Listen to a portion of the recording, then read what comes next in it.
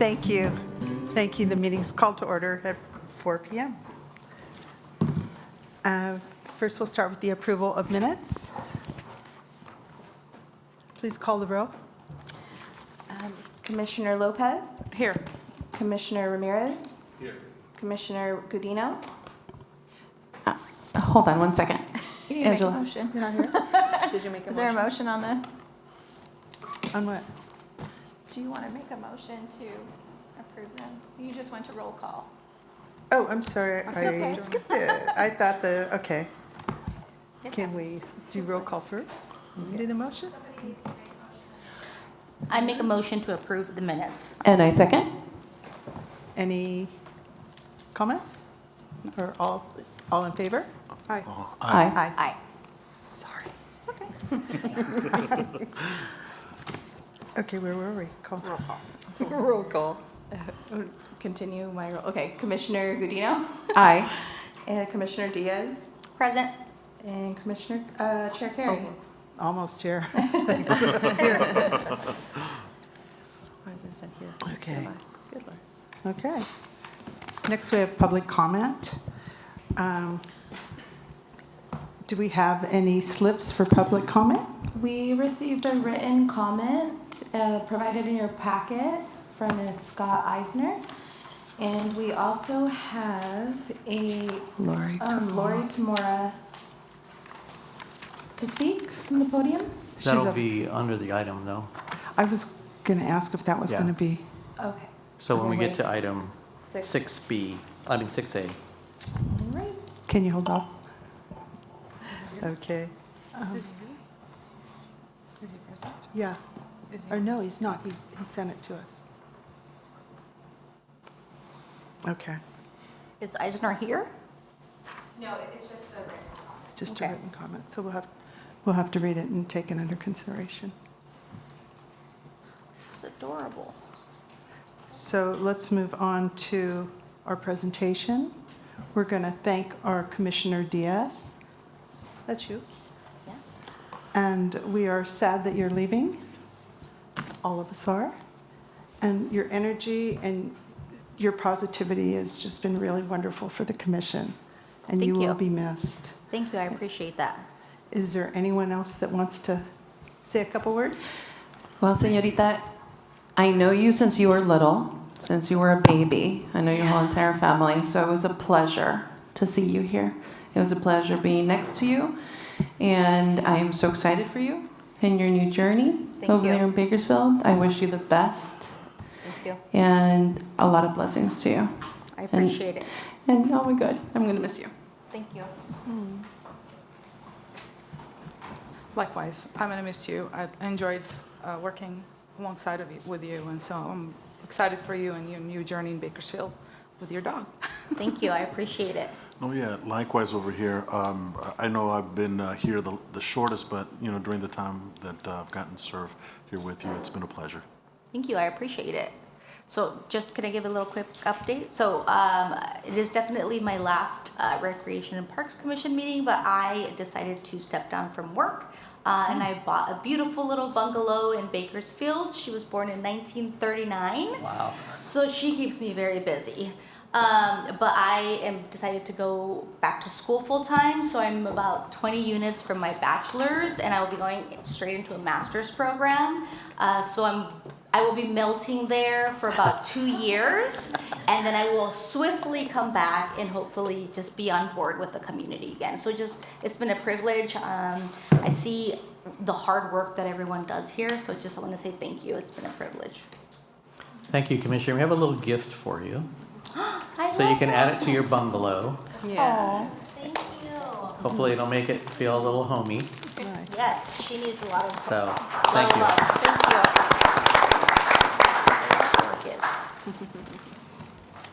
So you're going to stay here for the entire meeting? Yeah. Good. Excellent. Commissioner love Carey. this. So before we move off, again, just to say thank you, and you know, we didn't have a lot of time to work together, but I'm sure that based on what I've seen the commission move forward on and a lot of the questions that you ask, you know, and mostly that you're looking out for the community is commendable, and we really appreciate that. So thank you for Thank you. taking on those efforts. Thank you. So thanks. We have another item we would like to present. Yes. So I will let you move forward with that. And for the record, what we're going to do is do this resolution proclamation tonight, and we'll agendize it for your next meeting. Okay. Mainly because it's ceremonial, it's not a big deal, but we do want to get it on the record. Okay. I think Dennis is going to start. Chair Carey and members of the commission, it's my pleasure to bring forward tonight a special recognition for the retirement of a longtime colleague, Jason Davey.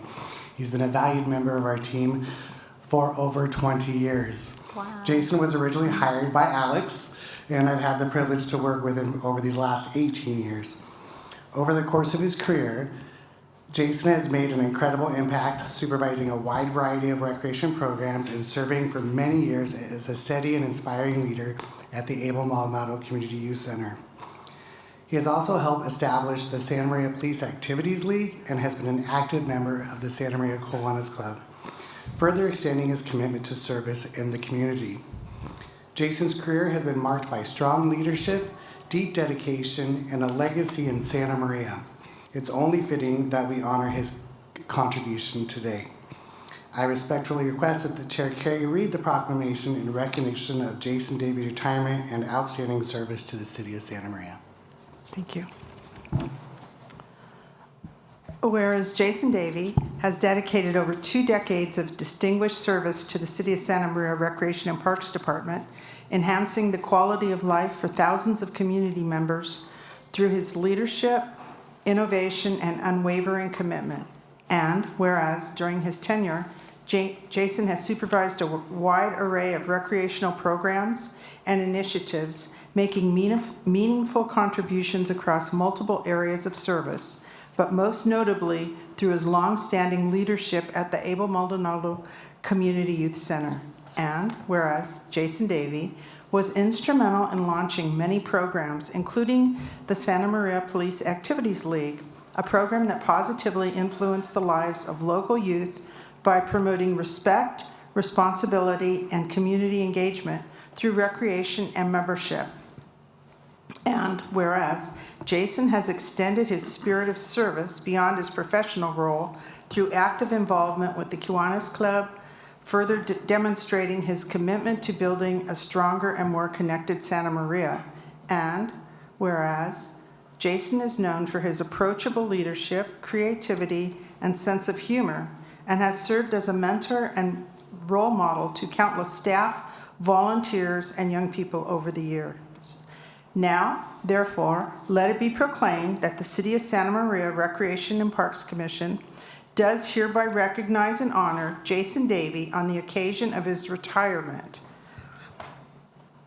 expresses sincere appreciation for his outstanding public service, and congratulates him on a career that has left a lasting legacy in the City of Santa Maria. And the Commission extends its best wishes to Jason for a retirement filled with happiness, health, and continued impact in the community he has served so well. In witness whereof, I have hereunto you set my hand and have caused the seal of the City of Santa Maria to be affixed to this 10th day of June 2025. Thank you, Jason.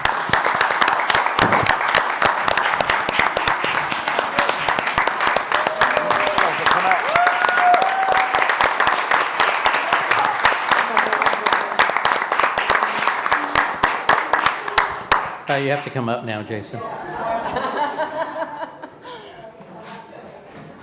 Document. Who has the camera? Oh, Rudy does. Thank you.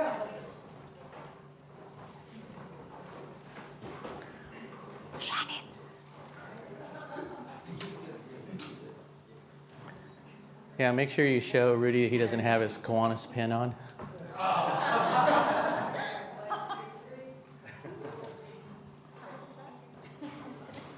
I don't know if we've seen him at a meeting once in a while. Thank you, commissioners, very much. I'd like to take a minute just to make a couple of comments. So, 20 years is been his, I don't know if you want to call it full-time work with us. But Jason started when he was 16 years old at Santa Maria High School, and he came to work with us as a recreation leader in our youth programs after school. And one of the things that I remember from his interview was the fact that the comment was made, Oh, no. what talents that he has. And he said, oh, well, I can make flagellant sounds. Let me just say that the interview committee was flabbergasted by that answer and offered him a job. So that'll kind of, I think in the commission resolution or proclamation, it said his sense of humor, and I think that kind of says it all about his sense of humor. So I want to thank Jason because he's been not only an employee but a friend for many years. So congratulations. Thank you to very much. And Loretta. Thank you very much. Yes. Thank you. Yes, and you did mention my sense of humor. It wasn't always appreciated, but yeah. Is that it? That's all you need, unless you That's want to it. say something. Thank you. It's crazy. All right. Next, we have the Quimby update. Thank you, Commissioners. So we had a meeting a couple of weeks back with members of the development community. Commissioner Lopez and Commissioner Carey were in on that meeting. And the item for discussion was to talk about updates to what we refer to now as the Quimby fee. In the municipal code, it's called the subdivision in lieu fee. And one of the things that we had wanted to do is to update that section of the code. So staff drafted an update, took it to the council, and at that time, the council directed us to sit down with the development community and have a conversation about the item. So we'd have one conversation prior to it going to council, and the second conversation, like I said, was held a couple of weeks ago. So in your packet, and I don't know if this works for you all, but I'm going to ask you to kind of take it apart. And there's two reports that look very similar. One of them has yellow highlights, and one of them has green highlights. Let's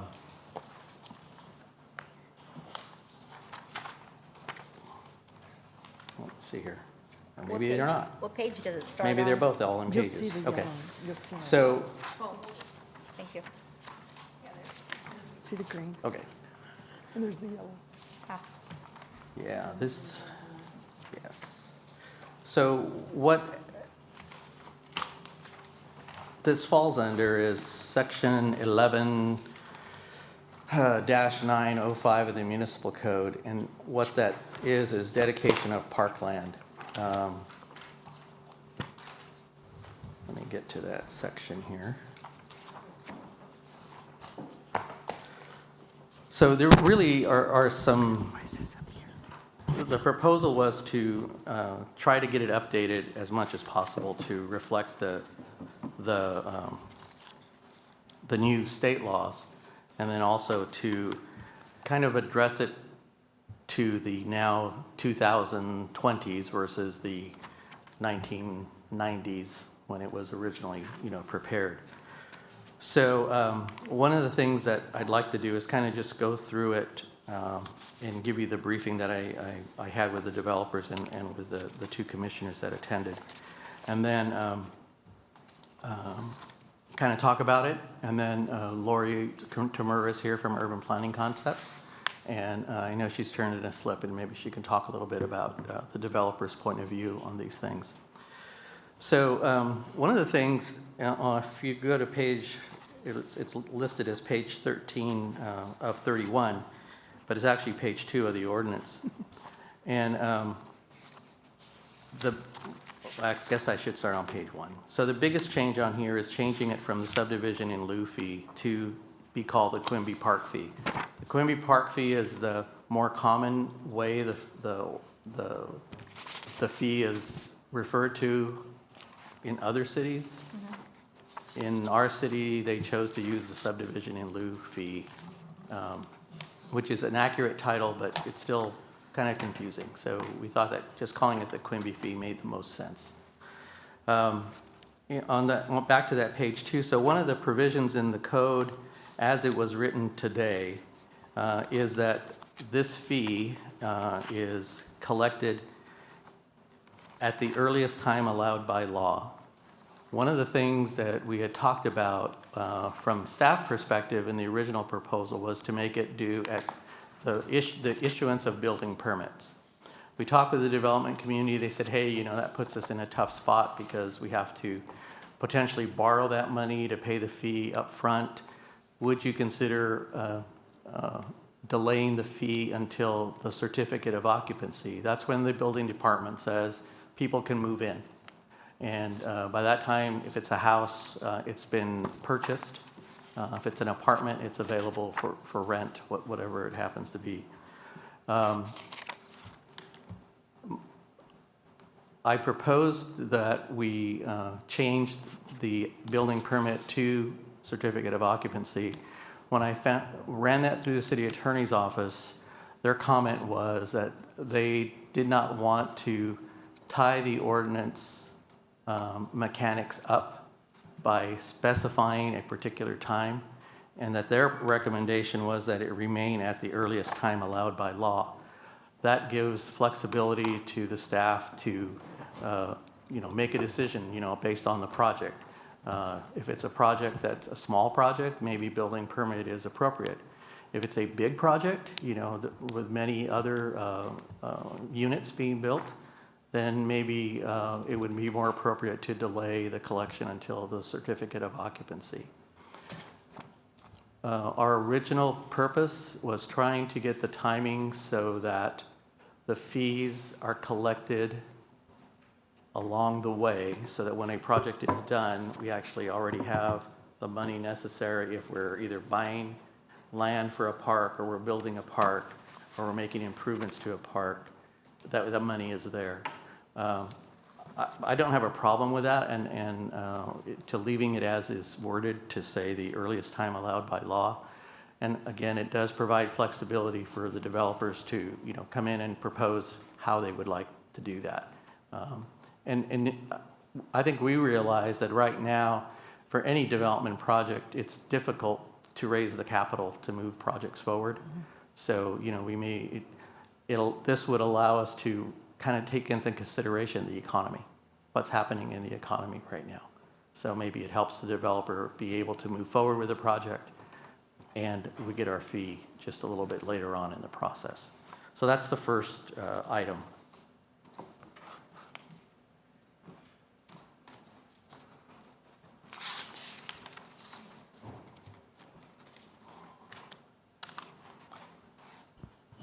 On page 15 of 31, the procedure that is laid out right now reads that at the time of approval of the conditional approval of the official tentative map, the Planning Commission shall determine, based on recommendations, and right now it says from the Recreation and Parks Director, whether land or Quimby fees or a combination of both shall be dedicated or paid by the subdivider.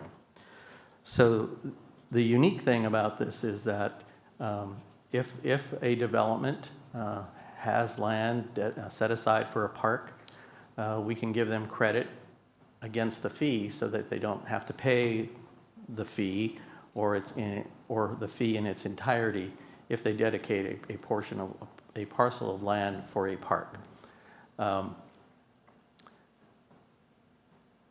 That has always been kind of a staff-driven negotiations that happens.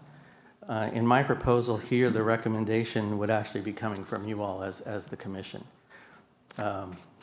You are the body that's tasked by the council to represent them in park and recreation matters. Certainly, I think any action that you all will take will typically come as a recommendation from staff. We've sat down with the developer, we've worked out what the items are going to be. It'll come to you for review, and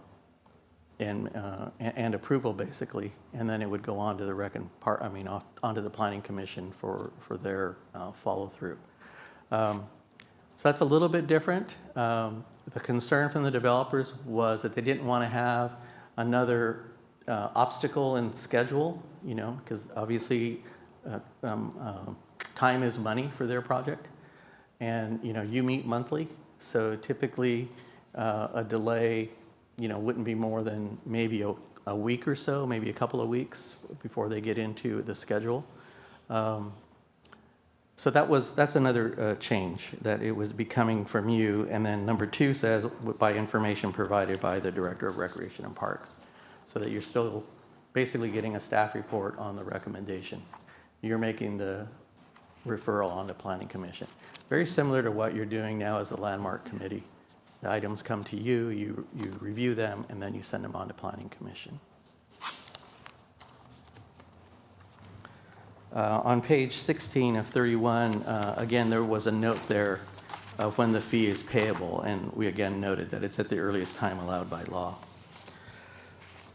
In section G, private park open space, the current level of credit, it says if private open space for parks and recreational purposes is provided in a proposed development, and such space is to be privately owned and maintained by others, such area may be eligible up to, the original ordinance says 60% credit. My draft ordinance that went to the council was 20% credit. Again, hearing from the developers, they felt that was a drastic step to go from 60 to 20. So we're proposing a 40% credit, that they would be eligible up to a 40% credit. And certainly that doesn't mean that the project will necessarily get 40% credit, but they are eligible for 40% credit. So, and I would look at that as an example would be an apartment complex where they have a pool and a rec center, barbecue area, and, and they have their units. That's behind a closed gate kind of thing. And this is in keeping with the council's action with the Tobes Group project that is over on the old Santa Maria Ice Plant location behind the Transit Center. That's a development where the council did not grant any credit for their recreational improvements. But a project like that could be eligible up to 40% credits based on this. If there's a developer that wants to create their recreation improvements, just as an example, outside of their fence, but is still something that's available to their residents and to the public, then they would be eligible up to that 60% credit that was originally proposed. That would definitely relieve impacts on the public park system if a private park was available outside of the locked gates, kind of a thing. Certainly, the improvements that are made inside an apartment complex, the pool and those things are amenities that, certainly help their residents, enjoy their recreation and leisure time, and to some extent would, minimize maybe their use of a park. But our position has always been that even if you live in an apartment complex and it provides you amenities, you have the opportunity to participate in things like Little League, soccer leagues, things that are offered within the park system. So you still have an impact, even though it may not be as great an impact as a person that lives in a development that has no facilities. It still is an impact.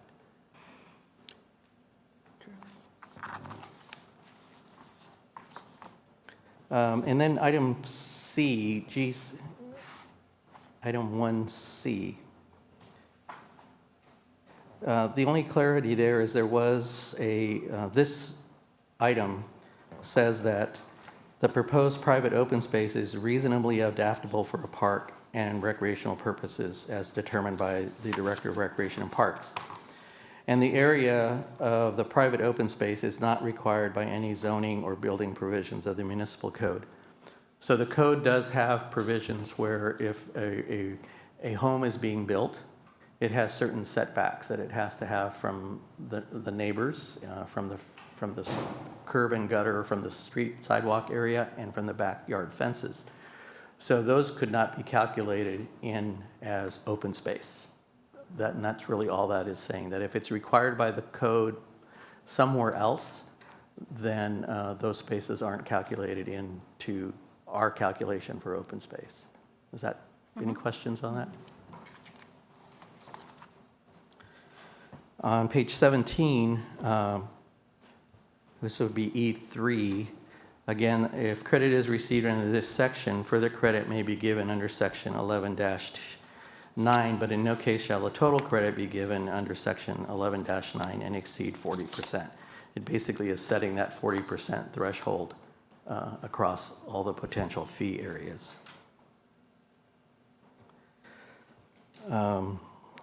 H1 is really adding this statement. It says so the H is no impact to recreation or park facilities. So a development might want to step forward and make the argument that their project will not impact any of the services that we offer. And in order to do that, we tried to clarify it in this section 1. Simply by saying there are a few new development projects that will not impact the existing park system and recreational services offered by the city. There are therefore all new developments not only pay into the existing park system, but it must also mitigate the impacts of their new residential development. If a project can demonstrate that it will not have any impacts on the current and future park system and recreational services, the project may petition for a hearing in front of the Park Commission for reductions in fees, but in no case will that fee exceed 40% of the Quimby fee. So it does provide an opportunity for you all to hear somebody's case if they, want to give examples of how they don't think they're going to impact the system. That's not available right now. Pretty much at staff level, we look at it and make the recommendations. And again, H2 is if credit is received under this section, further credit may be given under the 11-9.05G, but in no case will it exceed the 40%. Section I on page 17 says Quimby fee deferments and reductions. So what this allows the commission to hear would be petitions from low-income projects that are being developed, and that they could come in and ask for a deferment of fees, which kind of outlines, there's not many changes here to the existing ordinance, with the exception is we added the word total in it. So if they wanted to come in and ask for a deferment because of their financing situation, they could pay, according to this, half of the fee upon issuance of the first building permit, and then final payment upon the second half total will be paid before the issuance of the last certificate of occupancy. So again, depending on the type of project that it is, it could buy them some time that they don't have to pay the second half.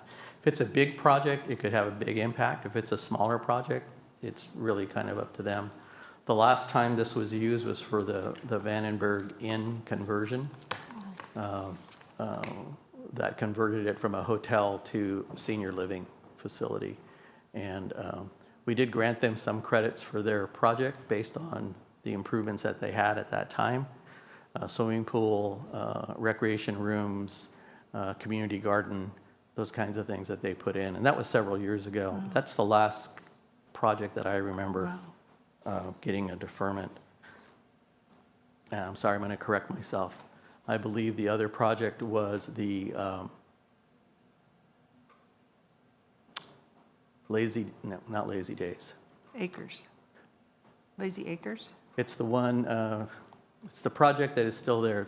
Used to be Is it Rancho Garden? Rancho Garden, thank you very much, yes. They came in, that developer came in and was given a deferment, and that project went well. They paid their fee and then paid their deferred fee later on with the interest. Was really not a problem. And it's, that's been at least 25 years ago, and it's continuing to serve the senior population.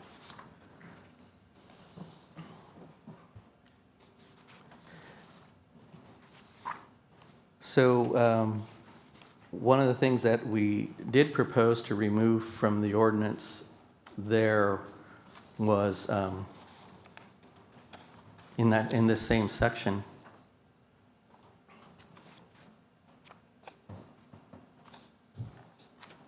was the whole section that deals with senior conversions.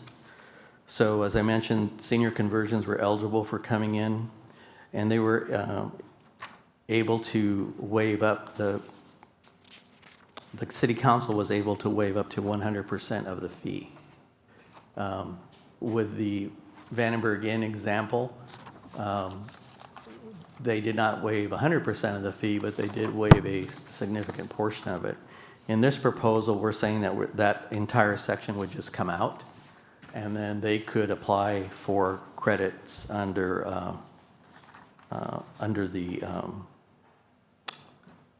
the reduction section, which is your number 2.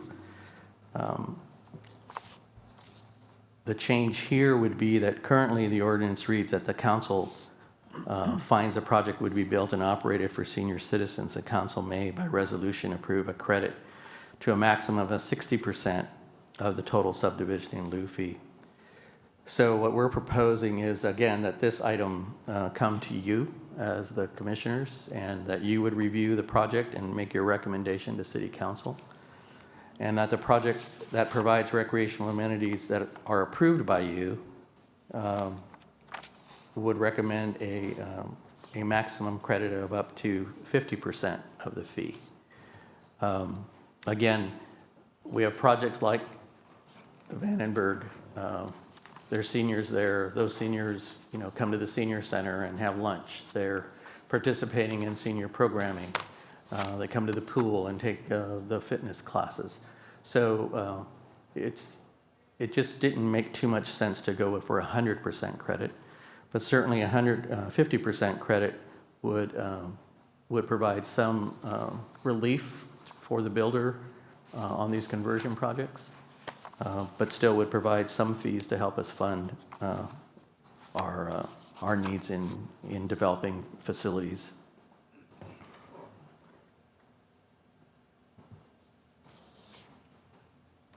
Okay, let's see. Let me find page 19. Oh, good. So those are the significant changes in here.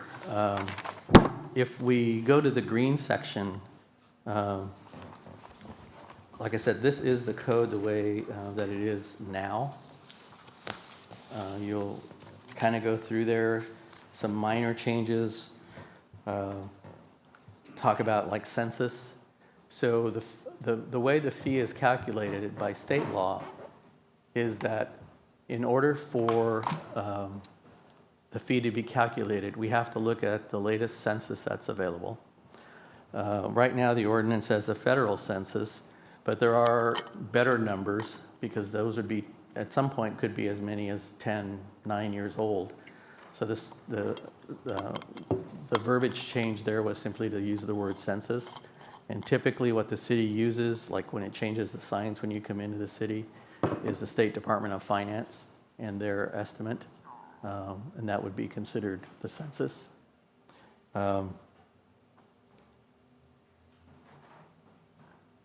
So for every 1,000 residents that the city has, the city is to provide parkland. The number right now is 5 acres per 1,000. Well, let me back up. So state law allows for 3 acres per 1,000 unless the city can show that it's deficit in parkland. And we're deficit in parkland a few acres, I think it's 80, somewhere in that range. As the population goes up, then that deficit, changes, increases. So if the city can demonstrate that they're a deficit, they can change the acreage from 3 acres per thousand to 5 acres per thousand. And right now it is set at 5 acres per thousand to, fill the void. And these are acreages that are in the city, accessible to people. Most of our parks are, so that's kind of the idea. A park like Los Flores Ranch is not really accessible to the public easily, so it may be something that we don't consider in the calculation of acres per 1,000 residents.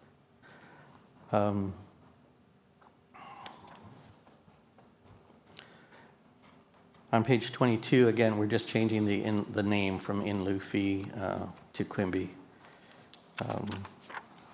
We've covered procedure that the Rec and Parks Commission would approve the recommendation to move on to Planning Commission on how the fees collected. Talked about that.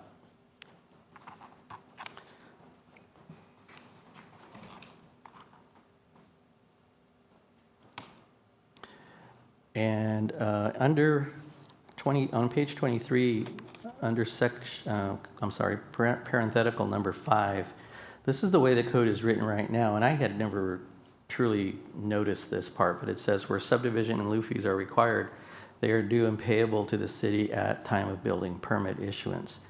And again, that has not necessarily been the case for every development. So I think the city attorney's suggestion that it stay at the earliest time allowed by law, which is state law, makes the most sense. Then the other sections down below are talking about the credit, which I covered before. This ordinance, as it sits today, says 60%. Our proposal is 40%. That yards and setbacks required are basically, we took it out of its own section and just incorporated it under section C, or parenthetical C.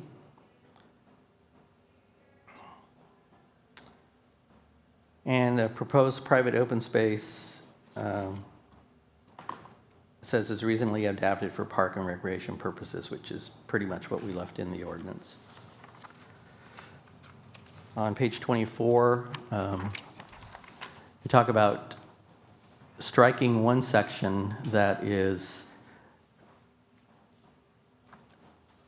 never really been used. So section G says, nothing in this chapter shall prevent credit for lands used jointly for flood control as well as recreational purposes, except that land inundated in an average annual storm shall not be given credit for recreational purposes. So our proposal is that we just strike that out.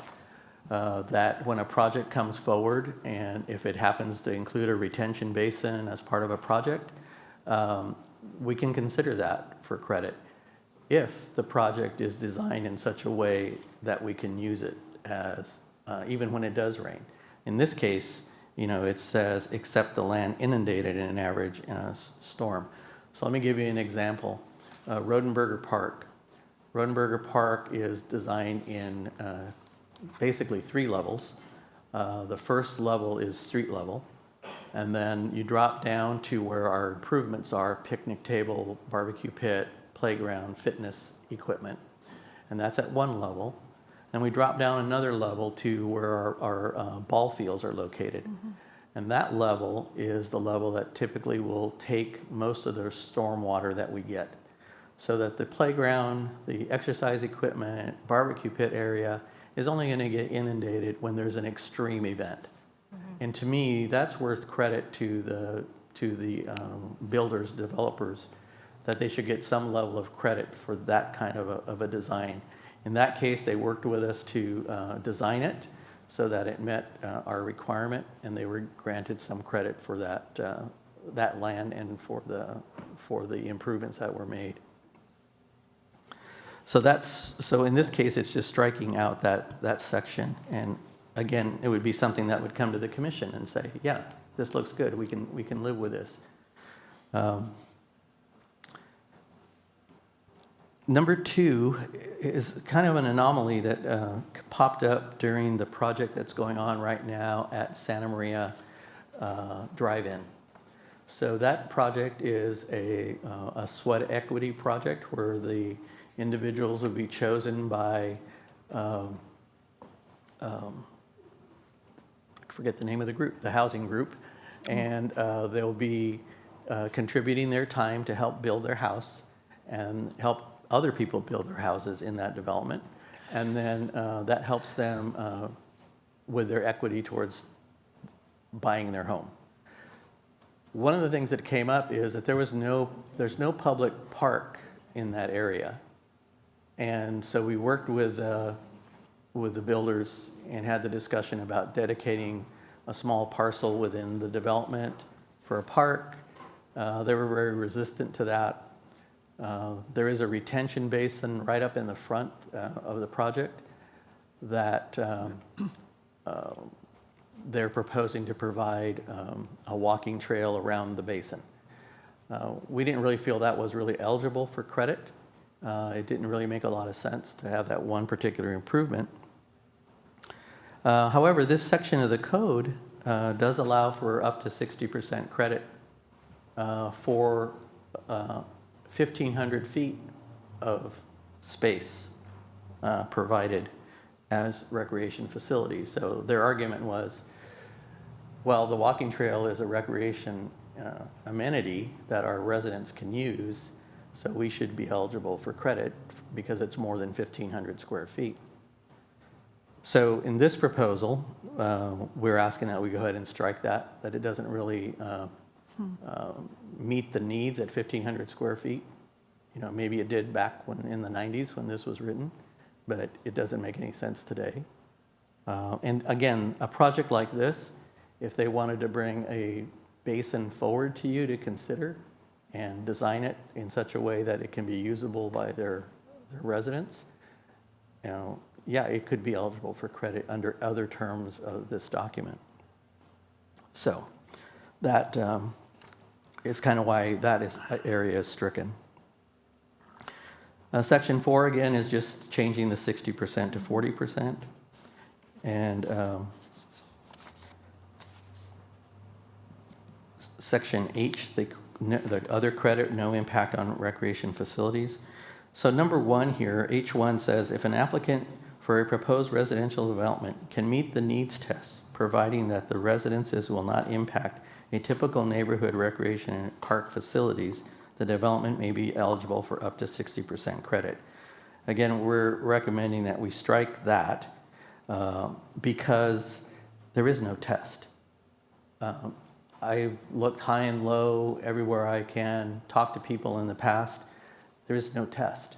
So in this case, again, if they want to come forward and request credit and they can demonstrate to the commission that they're not going to be an impact, then the commission can make that decision, and the maximum amount of credit would still be the, I believe it is still 60% for that particular project.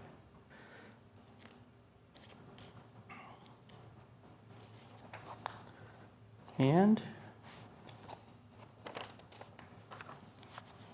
those are the changes that page 25, sorry. Again, we went through these already in the new proposal, but deferments is basically the same thing. Half the fee would be paid in advance, and then the second part would be paid. This gives it a specific time frame of 12 months.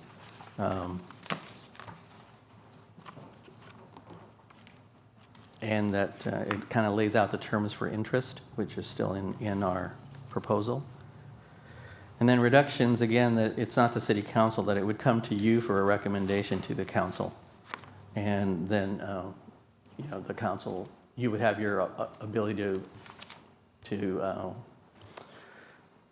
provide the council with your opinion, your expert review of the process. And then last, for senior conversions, the same thing, that section would be stricken out. No, it's a lot of information, and if you're just seeing it for the first time, it's a lot. But essentially, what we're trying to do is to update the code so that it reflects, more of the needs and the situations that we're in today. Happy to answer any questions, or if you would like to hear from Ms. Tamura now, this would probably be a good time. I do have a question. Just to clarify, for public parks or developers building public parks, is there a credit deferment or is it 100%? So if a developer comes in and proposes to build, dedicate the land and build a park, and at the end of that, convey that to the city, then again, it would come to the commission, but staff's recommendation would be that it would be eligible for probably 100% credit, because it puts the park where we need it and puts it in there quicker than we could do it. Let's just put it that way. And the developers will be responsible to maintain the park? If it's a public park, then chances are in a new development, it would be part of a landscape district that would maintain it, and the residents would pay into their special benefit zone or landscape district that would maintain it. So we wouldn't maintain it? Well, the city still administers the contract, but we have a private contractor that does the landscaping. We do have park personnel that do some park maintenance.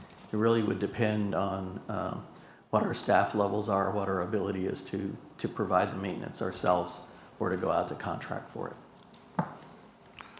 Any other questions? Or I had a question. On the yellow section, H1, when would a project not impact recs and parks?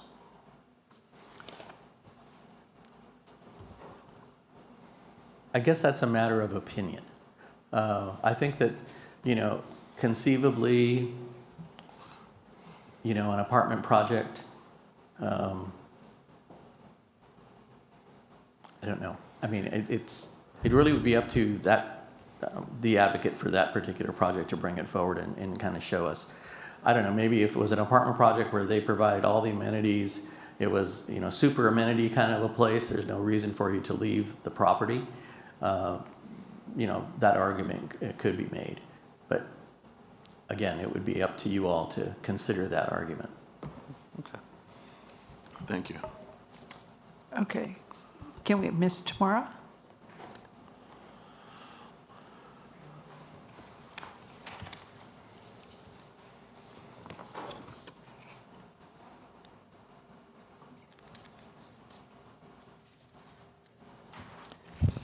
Good afternoon, Lori Tamura with Urban Planning Concepts and representing the Home Builders Association who have collaborated on this ordinance. Just for the record, we did have an opportunity back in March. There was a meeting set and unfortunately it was didn't get distributed well as far as the notice, and two representatives were there. One was from my office, and another one was Jake Weintraub from the auto dealerships. So that was not necessarily the best collaboration as far as meetings go. We did bring up our concerns at the city council meeting in April, and the city council directed to bring this back to the Home Builders Association and talk with them about the recommended ordinance changes. We did have, I believe, a good representation of the HBA as well as staff, members of the commission. We're on a working conference call. I think probably 15 people were on that call, and lots of discussion and debate. And then we received, in response to that, the package about 12 o'clock on Friday with this new package of information. And unfortunately, distributing this out to the HBA members that participated, there just wasn't enough time to coalesce a group of comments and bring something to you as far as our response. So I'm verbally providing those comments here, and hopefully we can address them and then maybe have further discussion or just refer this on to the City Council for their actions. The Home Builders Association and our office does want to see all of the recommendations talking about at the most, I'm sorry what the wording was, in regards to building permit fees at the earliest time allowed by law. That's very problematic for us.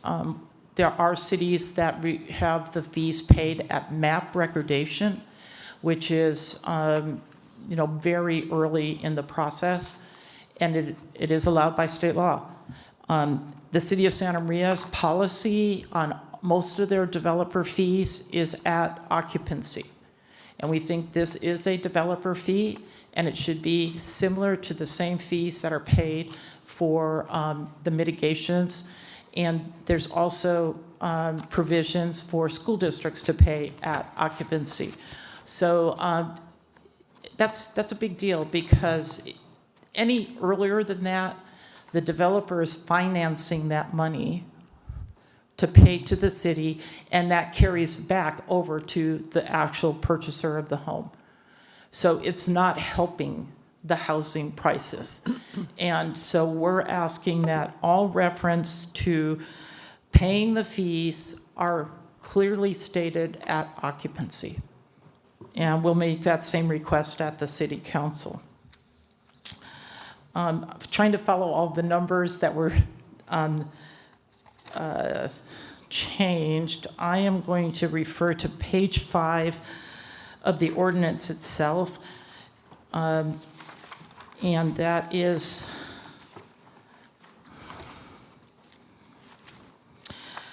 we appreciate the effort that the city staff brought forward with you with the credits for 40% of the Quimby fees.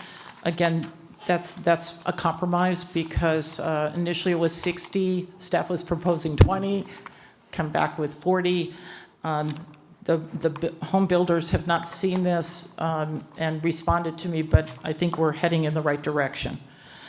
The 60% credit, I think, kind of goes contrary to what Alex just said. If somebody provides land and does the park, they could be eligible for 100% credit for their fees. So I think that we need to work together on how that sentence is written to say 60% or higher credits on their Quimby fees. That's just a suggestion at this moment. The one section that I do want to see discussed further is on page 5, and it's item C. And it's the statement that's bolded. And the reason that that's problematic for us is if we're doing, and Alex used the example, do I have some more? Okay. Alex used the example of a single-family lot, not counting the front yard or side yard setbacks, those kind of things. But most of the projects that we're dealing with include multifamily developments, and there is a requirement for open space within those projects. So if they are providing open space as required by the zoning ordinance, but it's available to the public, or it is part of the community center, the park, the playgrounds, the pool, all of those amenities, we couldn't ask for a credit because it is required by the city ordinance. What that forces us to do is say, okay, we're only going to put land. We're going to only put grass. We're not going to put any amenities because we can't get a credit for the amenities. But we want to put amenities in. Most projects want amenities, but I think we need to really work on that wording to encourage amenities and get some recognition for the cost of putting those in. Because you are deflecting the use of other city recreational amenities by having these amenities on site. So, Alex, I think we need to work on that wording a little bit more. I was disappointed with the fact that flood control basin provisions were deleted. I think there should be some recognition of designing flood control basins to accommodate recreational amenities, just as was described, having a tiered basin system. That does take advantage of more land for the developer, but it also provides amenities. I appreciate the wording of the changes that were made, but on page 6, where the number 3 says credits cannot be more than 40%, and yet in another section you have it up to 60%. So I think we just need to comb through this ordinance a little bit more to make sure it's consistent throughout. Lastly, I do agree that the provisions for seniors that was initially deleted completely out of the ordinance, I'm glad that it's back, because senior housing projects are desperately needed, and they do, if the amenities are on site, they will use the city amenities, but they're more likely to use the amenities on site. Finally, there was the provision that was deleted that talked about the 1,500 square foot provision. And one of the things that I've heard through the different master plans that the city has put together, how much they want to encourage pocket parks. And pocket parks should be eligible for credits. And by deleting that provision or not mentioning pocket parks anywhere in this ordinance, I think you're discouraging pocket parks, or maybe it's not 1,500 square feet, maybe it's 4,000 square feet or 6,000 square feet as a pocket park with amenities, and that should be in here.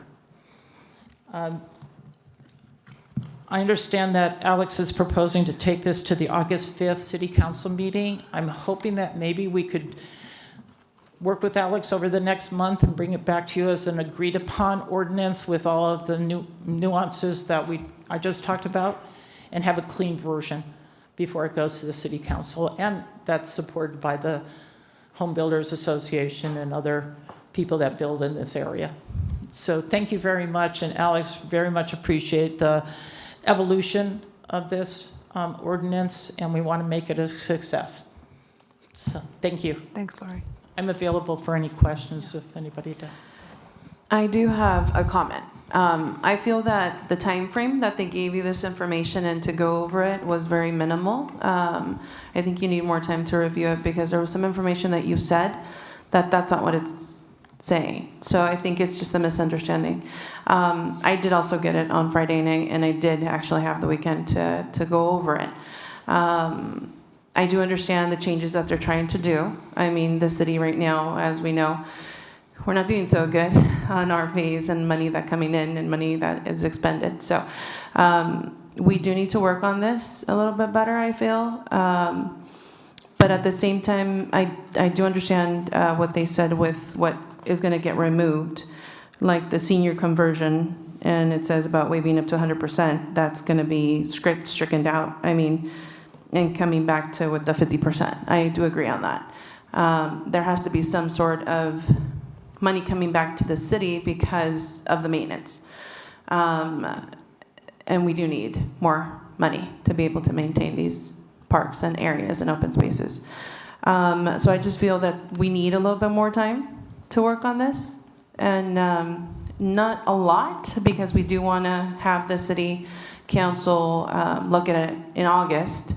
But if we can do it quicker than later, so we can actually agree and see what we can actually work with. So thank you. And I wholeheartedly agree. I don't want to spend any more time on this. But I think it's very important. Alex and I go back all the way to '93 when these ordinances were first written, and they are important. Yes, back in '93 we were working on this ordinance the first time, and so this is important. It does impact not only the needs of the city, but it impacts affordability and it impacts the developers, and so it needs to be done right. So thank you. Sorry, one more question.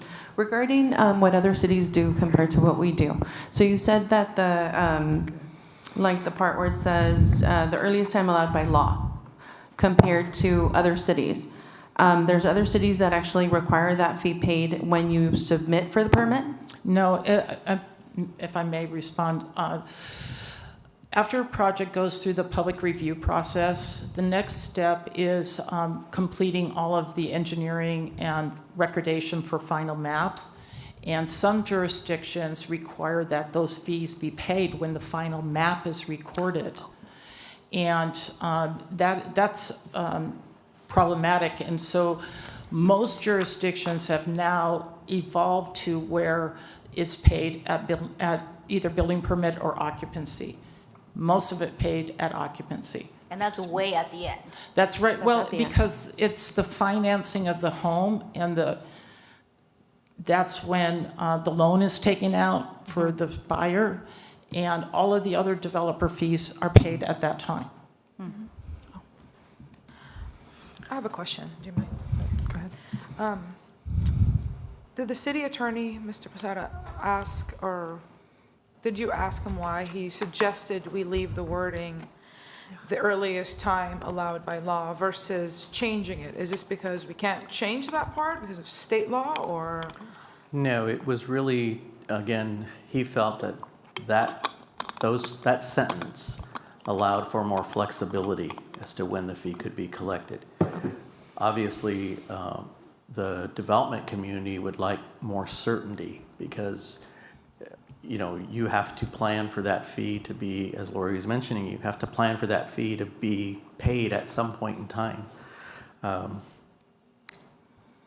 So that was his only comment, is that it just felt it was flexible. It's possible for the Rex and Parks Commission as well as City Council to say, yes, you can pay the fees at your first occupancy. Yes. Based on this suggestion. Yes. Okay, thank you.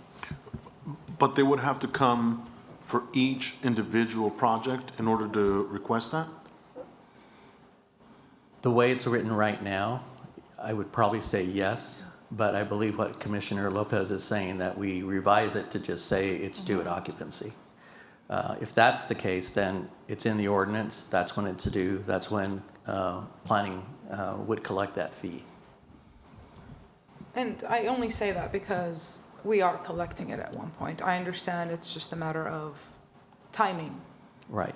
but, you know, it's I guess, a compromise, if you will. Right. And, you know, like I mentioned earlier, it is a financial decision and burden on the builder to get those fees paid in advance.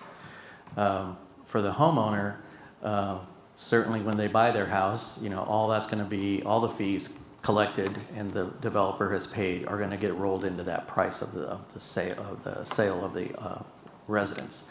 So, yes, it makes sense. And again, staff was willing to recommend the certificate of occupancy after our meeting that we had, but city attorney came back and said, we may want to consider this. Can certainly provide him the feedback from the commission, you know, that if you want to look at certificate of occupancy, that's fine. I can suggest it.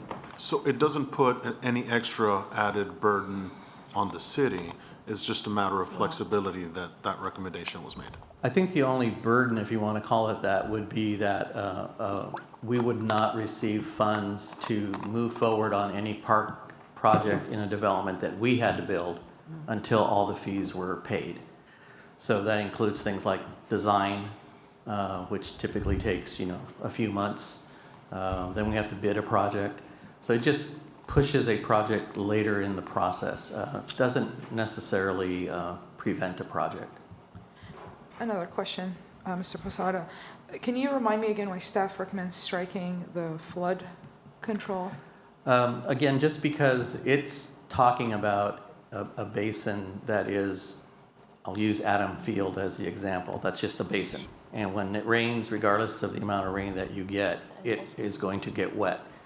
Like Lori commented, I would like to see basins like the Rodenberger Basin, where it's designed to be able to avoid flooding out all the equipment and just keep the water down on one end. And again, we've provided credit for that particular project because they designed it in that way. Right now, the practice has been no credit at all for any retention basin. So this way, it allows you to make a recommendation that there is some credit given for an improvement. Thank you. I have a question. I know that you mentioned one of them, one of the amenities is that when a new developer wants to come in and add amenities, you'll see that they don't want to add those amenities and instead they add a patch of grass. Can you give me an example of that and why is that? Why are they not doing one or the other? I would want amenities somewhere instead of a patch of grass that we have to maintain forever. So the way the city's zoning ordinance is written for multifamily projects, you have a requirement of either 30% of the site or 40% of the site have open space. Okay. It doesn't necessarily define amenities. Okay. So some of these projects could come in and just say, well, if you're asking me to go over and above by adding a clubhouse and a pool and all of those things, Yes. but you're not going to give me any recognition for that. I'm just going to give grass or drought tolerant landscaping in a dog park or something rather than a full upscale clubhouse. Most of the projects include amenities, and the city has not necessarily been proactively supporting credits for those amenities. And so I think it's a partnership. Yeah, of And course. having these amenities, especially the pool and stuff, that's maintained by the project. It's off the books for the city, that putting that investment in should be recognized as part of taking care of the people that are in that project, and some credit should be recognized. And so I want to emphasize that we're all in this together, Of course. and having a nicely designed project for, a 100-unit project with a clubhouse and play area and pool and other amenities is an asset for the city. Yes, and so when you say that place wants a credit, right, they would mean that from those fees, that it would be lower if I put those amenities instead of putting a patch of grass where you're Right. not going to give me that credit for it. Correct. Okay. And, excuse me, Commissioner, so Lori makes a really good point, is sometimes the zoning code and other ordinances don't mix. And so that's something to definitely consider, in that there are requirements in different sections of the municipal code that could impact this and other fee programs in the city. So I appreciate that comment. I think that's a good thing that we should look at with the planning staff. And Mrs. Tamara, I do want to add that there is a possibility of providing that credit up to 40% at the commission or city council. So My comment was on the section, on page 5, section C, where the bolded wording was. Yeah. That's where the conflict is. And that's a new statement that wasn't in the provisions before. And so I would recommend either completely deleting that, because it kind of discourages amenities in a project, and then keeping everything else, allowing for the application for credits. I have a question. Behind Klein Dance, that new place by Waller Park? The new development came up? Oh, the elements? I believe Yeah. so. Yes. So that would be an example of someone that came in, put a new development. They seem to have amenities as like a little pocket park. Would that developer, for example, get credits towards that, even though it's gated, Not in the proposal. right? Because Yes. I can't go in there, right? No. Right. And that's why they're potentially eligible for some credit, but I don't remember the size of that project, and Scott's not here to tell me. But typically, that project provided pretty minimal improved public amenities, just, you know, and it's a pretty good-sized project. Yeah. It was landlocked, of course, because they only have so much land, but they provided what they needed to provide under the zoning regulations. Yeah, for their people, it's Right. gated, they have the dog, they have the turf, all that good stuff. Yeah. I just wanted to see what If that I may, example was. counterpoint. Yeah, that's what we're here for, of course. Page 5, the section that talks about credits. It does say that you could apply for a private amenities for up to 40%. Yes. I can't remember the last project that got those credits. We did a very hard press for the Tobes project, Hancock Plaza, and staff and the city council denied that request. So even though it's in the ordinance, and those amenities would be private, and you could apply for it, They were struck down. at this point, I'm not sure anybody would get a credit, even though it's in the ordinance. And, you know, that's a battle for another day. I don't want to change the ordinance because that opportunity is there, and particularly for the senior projects or older active adult projects, I think this would be, or low-income housing projects, these are important credits to make these projects work. And we will be applying for credits for other projects, just because financing is so difficult right now for projects. Thank you. Thank you, Commissioners. Thank you very much, and thanks for staff's work on this, and we'll continue to massage this. Thank you so much. Massage it. Thank you. Thank you. Okay, so on our agenda, we have that we're to review these updates and approve a recommendation authorizing the commission to approve fees for recreation programs. That is number B, right? B, yes. Yeah, so we're on A still, sorry. Oh. We're on Quimby. So on A, I mean, you all heard the input that Lori provided. We did allow time between this meeting and the council meeting to massage this as is put. We can work on it a little bit more and have another meeting, and the two commissioners that are involved can come to that meeting and we can talk about it a little bit more. And just the problem that we have is, so just so you know, in the Brown Act, we can't provide the packets earlier to the public than we provide them to you. So that's why you get your packet on Friday or sometimes Thursday evening. So that's why it doesn't get distributed until before then. We could certainly do something different, and that would be just to have the development community members at the next meeting get that, whatever the draft is, earlier. So that way they can have a few more days to look at it. Mr. Posada, when would this be presented? Which meeting for the city council? August? Or August 5th was the date we have space on the agenda. So that's the plan for now. And again, it's important, but it's not critical. So if the council agenda happens to be full that day, and they want us to move things around, it's something we could move around. But certainly something we want to wrap up before the end of summer. Okay. Thank you. Do we need a motion for this to move it? If it's okay, we can study it some more. That's okay. Okay. Thank you. I'd like to make a motion. Yeah. Okay, thank you.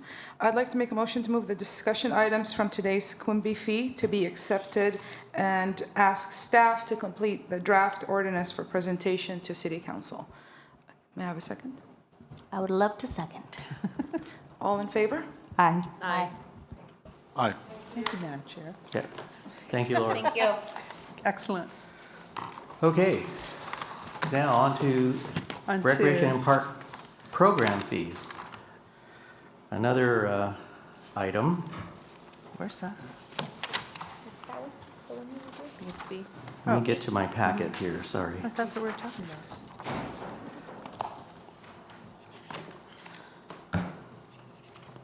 So you might recall that Dennis spent a lot of time reviewing the the fee schedule and the percentage of fees that we were collecting based on the cost of the city. We had a meeting, I believe Commissioner Ramirez, Carey, and Lopez were there at that meeting, or was it, yeah, Cadino, you were there too? Which Yeah. one? Where were we? We were at the rec office, Not me. Oh, no, I didn't show up on that one. Yeah. It was my grandmother's. No. Yeah, yes. my grandmother day. So what Dennis did then was to kind of go over the fees, talk to you about the pyramid. You might recall the pyramid that's, defines, the individual benefit versus community benefit of programs and fees. So the commission also made recommendations on the levels of each of those steps in the pyramid should try to collect as far as increasing the percentage of fee recovery. That went to the council at the last meeting, and they approved the methodology of using this pyramid, and they approved the percentages that were in that pyramid. So now the proposal is that the commission be the group that holds a public hearing similar to today, where we would, as staff, bring you forward a schedule of fees for programs. And we would use that pyramid to identify where the fees go and what the recovery targets are for those programs. And the commission would, using its authority that's being requested here, would set the fee and then pass the recommendation on to City Council to approve those fees. Right now, the process, if we wanted to add a ballet class to our schedule and we didn't have a fee built into it, it has to go to City Council. And it could be as minimal as a $10 a month fee or $25 a month fee, but it has to go to council in some way. So what we're trying to do is provide a venue for you to hear it and make a decision, since your role is to advise the council on recreation and park issues, that you would hold the public hearing, invite the public to come and say, hey, we're looking at raising the ballet fee 10%. Please come and speak, and the public can come and speak, or those people taking the class can come and speak and tell you about it and ask you to consider it or not consider it. Then you would make a recommendation to the council that we would pass on to them the following month as a consent item. And if they didn't like it for some reason, they have the authority in the ordinance to repeal your action, and it would just kick back to having to go through the other process of going to council. So in essence, that's what the staff report says. It's a little wordy because it's just trying to explain to those people that don't really understand. So we'd be making two changes to the municipal code. They would be section 2-14.06, which is within the administrative section of the municipal code. And that actually sets up the fact that we have a Recreation and Parks Commission. And then within that, our proposal for that one, hold on.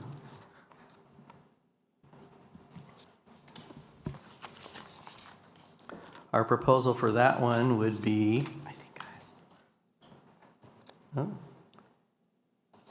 sorry, my pages are copied back, so let me catch up to that page. I'm still in the green highlights.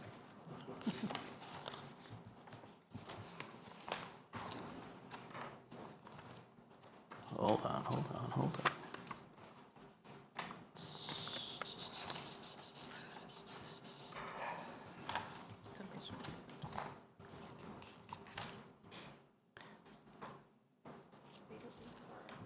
Page 26. This one's it right here, but this is 26. 26? Yes. Okay, 31, 29, where's 26? 24, I'm getting closer. 26, okay. Thank you. So 26 is good.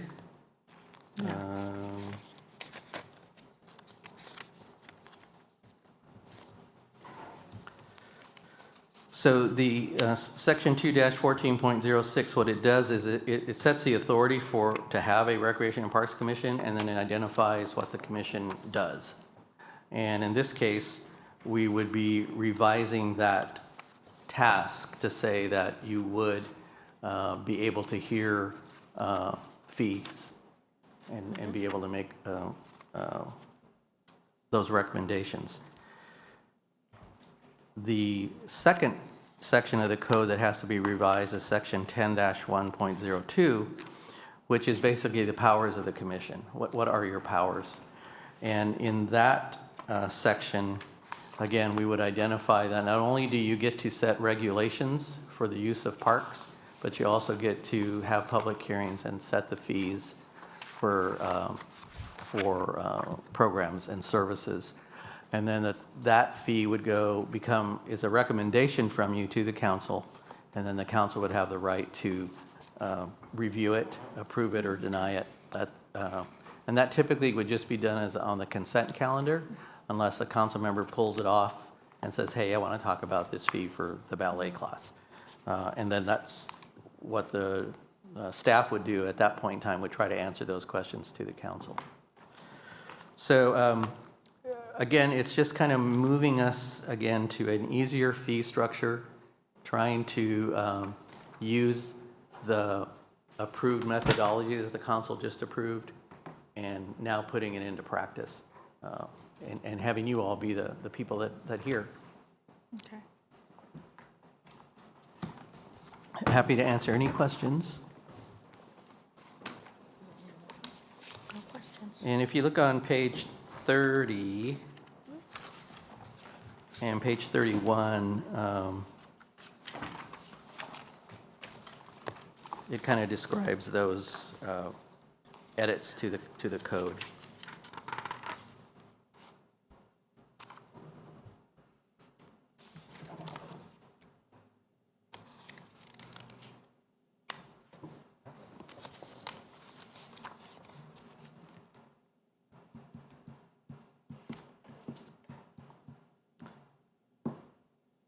I don't know if it's clear, but the blue section 2-14.06, recommendations to council powers generally, that's in black type is what the code reads right now. And then we propose to add in the section in red down below. And then on the next page, on 31, the current code 10-1.02 is titled Adoption of Regulations. We propose the change below to change that title from Adoption of Regulations to say Adoption of Fees and Regulations, and then the new paragraph for the new ordinance below that. Mm-hmm.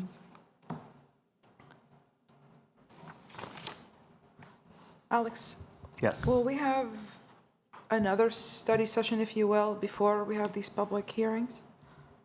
Or this is just based on our last meeting and findings? So, yes. So what would happen is, let's say Dennis comes up with his fall program schedule, the council approves this before fall, then we would agendize the item, and we would put a public notice out that there's a meeting coming up to consider the fees.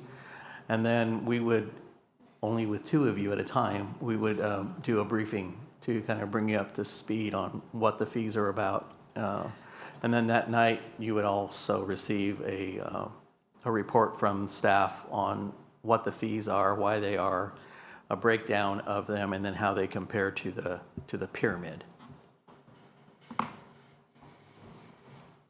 Does this item require a motion?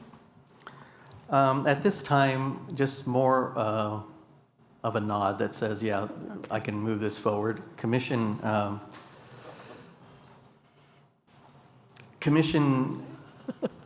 Bobbleheads. I think the council members just want to know that the commissioners have heard this and generally agree. You could do a motion to move the recommendation on, and that would be good too, and then we can take that on. I was asked today by the city attorney if the commission had reviewed this yet. Okay. So, I mean, a motion would be okay. Helpful. Yeah, definitely. You wanna make a motion? Yeah. I make a motion to move that the commission review and approve a recommendation authorizing the Recreation Parks Commission to approve fees for recreation programs and services as defined herein. I second. All in favor? Aye. Did you get all that, Shannon? It's on here too. Okay. Okay. So can I just say real quick, though, the other night at City Council, Commissioner Cynthia Godino was remarkable. Cutting Remarkable. through and describing what the pyramid actually means, just really quick and concise, and yeah, thank you. It was No, great. you're welcome. It was unexpected. I was only there just as an audience, but my council member was only like, "Oh, the Commissioner Cynthia's here. She wants to explain." And it's like, "Ay, Carlos, Diosito Santo." But yes, it was a pleasure. Thank you for that. Okay, sorry. Business Managers Report. Mr. Smeda. Good evening, Commissioners. So my report, as is customary, is split into two. I'll discuss, give a little bit of a budget update, and then I'll provide some staffing updates.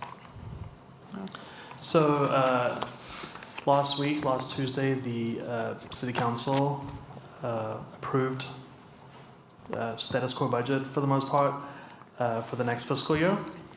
And my expectation is come the next commission meeting, once the new budget has been fully published, I'll be able to provide a bit of a deep dive as to what the budget looks like for us for the next fiscal year. For those of you who listened or watched the meeting, you also would have heard that staff are being asked to go back in the fall, I think, to present to City Council a plan for closing the gap, the budget deficit, which is pretty significant. Mm-hmm. And every department will be faced with having to contribute to that reduction. And so this is the budget as it was presented last week, and the budget information I'll provide at our next meeting.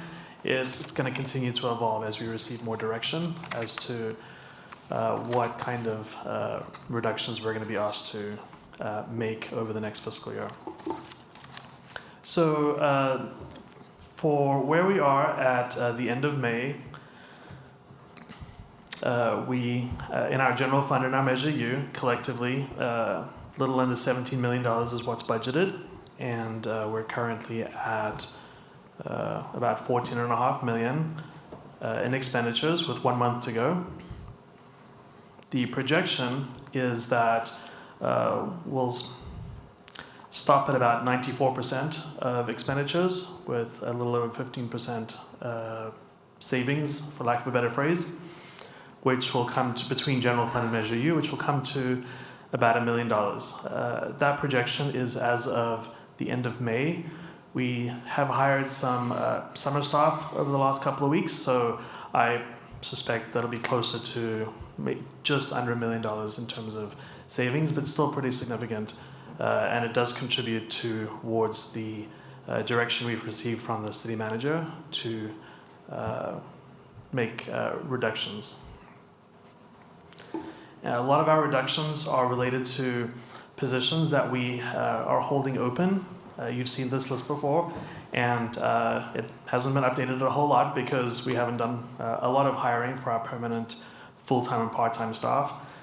And while we wait for further direction from city manager, finance director, council as to what our reductions are going to look like, we'll continue to hold positions open to, as I said, contribute towards the reduction that we're probably going to have to undertake in this next fiscal year.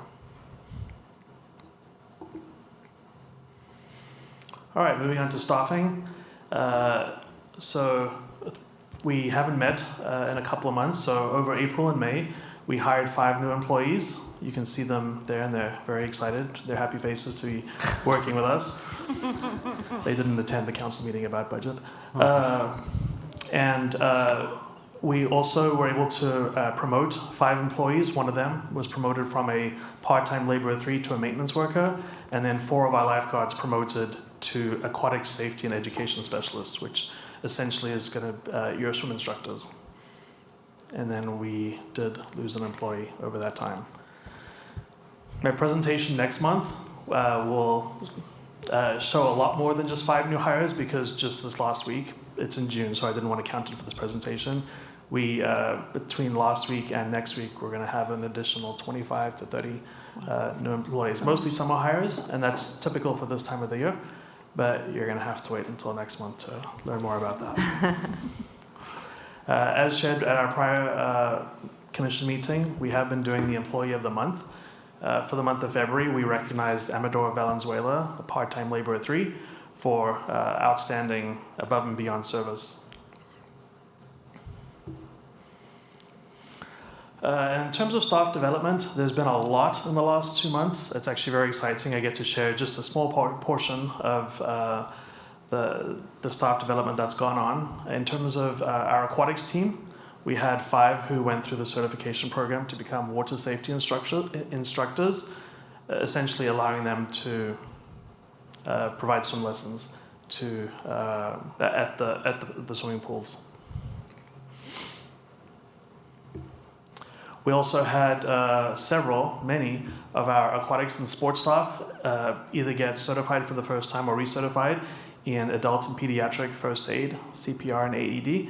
And as you know, in the rec world, that's very critical, because we could be called on at any time, whether it's on the baseball field or at the pool or at one of our facilities, to administer any type of first aid.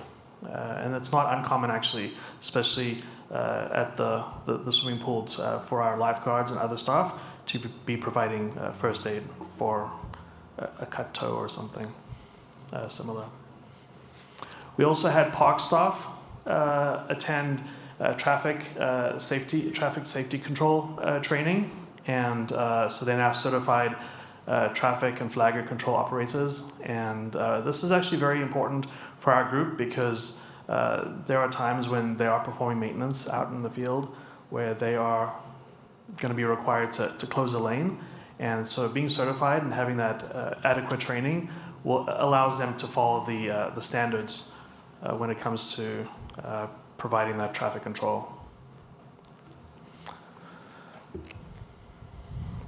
Park services officers, aka city rangers, attended some training recently as well. The first one is the basic firearms training, and this course provided 24 hours of post-certified training and covered foundational principles of firearm safety, demonstration of proper firearms care, maintenance, and cleaning procedures, as well as the legal and ethical responsibilities associated with firearms use and possession. The participants also received instruction on proper firearms handling and shooting techniques, and completed live fire range exercises to demonstrate practical application and proficiency with a handgun. This training was completed in preparation for the department's deployment of the newly acquired Taser 10 platform. The Taser 10 is classified as a firearm by the Bureau of Alcohol, Tobacco, Firearms, and Explosives due to its use of an explosive propellant to deploy probes. And we had 3 of our officers go through that training, and over the summer, close to the fall, we'll have more of our officers go through that training so that they can all be certified for the new Taser 10. And then we also had 3 of our officers attend the Impact Teen Driving program, which is an educational program designed for youth with a focus on preventing distracted and reckless driving. Parents are encouraged to participate alongside their teens to foster open communication and shared understanding around safe driving behaviors. The program includes interactive discussions and impactful videos addressing common distractions such as texting while driving, eating behind the wheel, and driving with peer passengers. 3 of our officers attended the trainer course, and in partnership with the Santa Maria Police Department, will then offer summer classes to teens within the community. And I did say that there's a lot of training going on. One thing that I have not included in the presentation, because it's an ongoing series of trainings. All of our supervisors are going through a multi-day leadership course over the next few months, just to become better supervisors, better leaders, to be able to facilitate a positive environment with our staff. And that concludes my budget and staffing update. Thank you. Are there any questions for? I have a question for you. Will the hiring of the summer positions help with bridging the gap on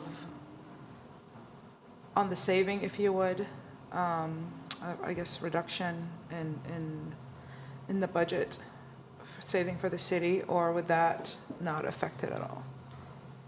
Would it help with the reduction? Oh, go ahead. Thank you. All the programs are subsidized, as we had gone through that process when we were looking at that triangle. So every program that we run cost a little bit of money, whether it's a softball program or a swim lesson. So unfortunately, the new hires, we're going to be able to serve hundreds and hundreds and hundreds of kids at this swimming pool, for example, will not actually generate a positive net flow. So then that goes to my next question, and I think I spoke to Alex about it last time, that you're generating funds coming in from being busy over the summer. That's not going to offset the cost because it's going back to the general fund, I'm assuming? Since it is subsidized, aquatics, I don't remember the number off the top of my head, but we will not be a positive cash flow, and any funds we do receive will end up back in the general fund. Thank you. No. Thank you. Angela Oslan, Operations Division Report. Thank you, Commissioners. I believe that there is a PowerPoint presentation, and if Neville can click through when I ask for a click, we'll be on our way. No pressure. So, next slide. So I have a few project updates. This will be really short because I know we're running long today. But I wanted to mention that we do have a landscape maintenance services contract going to the council next week.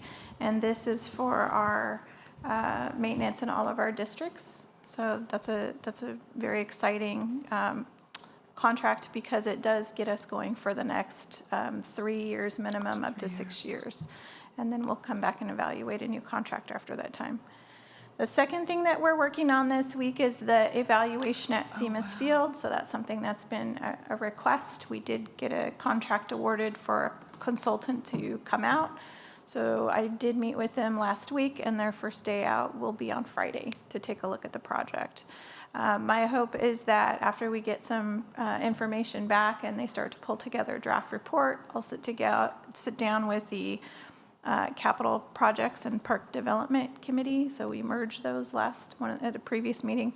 And we'll sit down and review that project and then start to talk about what might happen after that and how we would move forward. And then finally, the Japanese Community Center and Enos House project, phase 2 is complete. So what that means is the building is constructed. The facility does have power. So now we're inching towards being able to put the phase 3 part of the project out. And that's really all of the hardscape and the outside pretty stuff, the lights and so on. We've got a little bit of work that we're doing out there now. So you'll see some, the weeds are getting knocked down and some landscaping is getting touched up just to get the project going. I'm hoping that we're going to have that out to bid by the end of this week. And Public Works is running that part of the process. And then I just wanted to highlight Neighborhood Connect. We've gotten quite a few requests for information or requests for work orders. We were a little bit backlogged. We are up to date. Some of the items that maybe I can share really help us are graffiti abatement. So if folks are out and about and they see graffiti, definitely take a picture of that, and if we can respond to it, we will. But it also helps us to be able to catalog those types of items. And then here in a minute, I'll talk about our level of service at our parks. We talked about that last time a little bit. But as we look at our restrooms, we're not always able to get out there kind of every hour on the hour. So anytime a member of the community can let us know that that might need attention if there's a real need, or that there's something broken, that also helps us turn our attention to be able to focus some time on that. And then finally, I just wanted to round out, as Mr. Smita mentioned, we are working on our budget reductions. You probably saw some of the parks get a little browner over the last couple of months. So we did see a reduction in use. We are still working on that. We turned the water back on. We did get some questions and some concerns, and want to make sure, those that are out playing ball are safe and playing soccer are safe. So now, as we move into this new fiscal year, staff and I are going to be looking at optimizing our use. So we might turn it on, we might turn it off, and we're trying to get to that sweet spot so we're still saving money on our overall output. Next. And so with that, you've seen this before. This was brought to you, I think, in March, and this is the level of service. What you have on your desk is a handout here, and this is APPA maintenance standards. So you requested this document, and we're bringing it back to you. This is generally what we're running in terms of our level of service. With our current budget forecast, we're hovering between a 3, which is about optimal, and sometimes a little bit less than a 3. But definitely we would like to hear your feedback on, and your comments or questions if you have them, or if you're hearing them from the community. I fielded quite a few questions and comments, and I'm happy to do the same, just so that we hear what's super important, and then maybe helps us level our resources as we move on. Next. So some quick pictures here. So you saw Vets Memorial Park a few months ago. What we've added since then is a memorial garden. It's kind of hard to see, but in the far back there is a fence with some bougainvillea, so that's starting to bloom. And then we have a memorial rose garden area for sitting and reflection. We've got a plaque on order that should be here in the next month and a half. And then we'll have that with a boulder out there, and our folks can come and just sit and kind of pay respects and remember. Next. So DeJoy Pocket Park is another one of our projects that we've been inching towards completion. The picture on the far left is what it looked like a few months ago, and right now as you can see, this picture was actually taken on Monday. They're building it right now. So the next steps over the next month is to get the play structures out there. The landscaping is in place. There's some hand watering going on right now, and then we'll get the playground surfacing and then be able to open it. So that's exciting, and it's starting to look great. And then this is Taylor Park. Let me try again. This is Taylor Pocket Park, Taylor and Miller. And the picture on the left that's what it looked like. It was just a truck backed up there. And now we have a full-on playground in there. And again, the last item to be completed is the surfacing, and that's going to be done here in the next month and change. So this will be, can you go back a little bit? So this will be an exciting project. And the other thing I want to mention is there's that back block wall. If you can see, there's that little open space with the path. There will be a gate there, so kind of to block that off. But Dennis is working on a public art project, and so stay tuned for that. Good. And finally, we have the sports complex construction. So this is courtesy of Mr. Smita and his drone. We had the ceremony a week and change ago. And so it's starting to come to shape. You can see all the grading that's happening. there's quite a bit of progress, but this is huge. It doesn't really seem like it until you get that aerial view, but it's a great start to the project. So things are going well. We're continuing to move forward, and if you have any questions, I'm happy to answer them. I have a question, Angela. Yeah. What is the city's ordinance, or I don't know if it's Recs and Parks, regarding the watering of industrial/commercial buildings and their landscapes? Because we were talking about grass going brown. A lot of commercial buildings I've seen around have not maintained or have stopped, I'm assuming, watering. And I don't know if that's because of a city ordinance, or I know when they develop these projects, the promise is what's a landscape, and I know Planning Commission worked really hard to make sure that they provide some sort of landscape. And so what's the maintenance part on their behalf? Yeah, so I think it depends on the project. The state of California is, I think I presented this last year, starting to talk about how we reduce our water and what type of landscapes can and should be implemented as part of just overall landscaping features. So a much more water use friendly, so a reduced level. So this is how City Hall up in the front area was re-landscaped with those concepts in mind.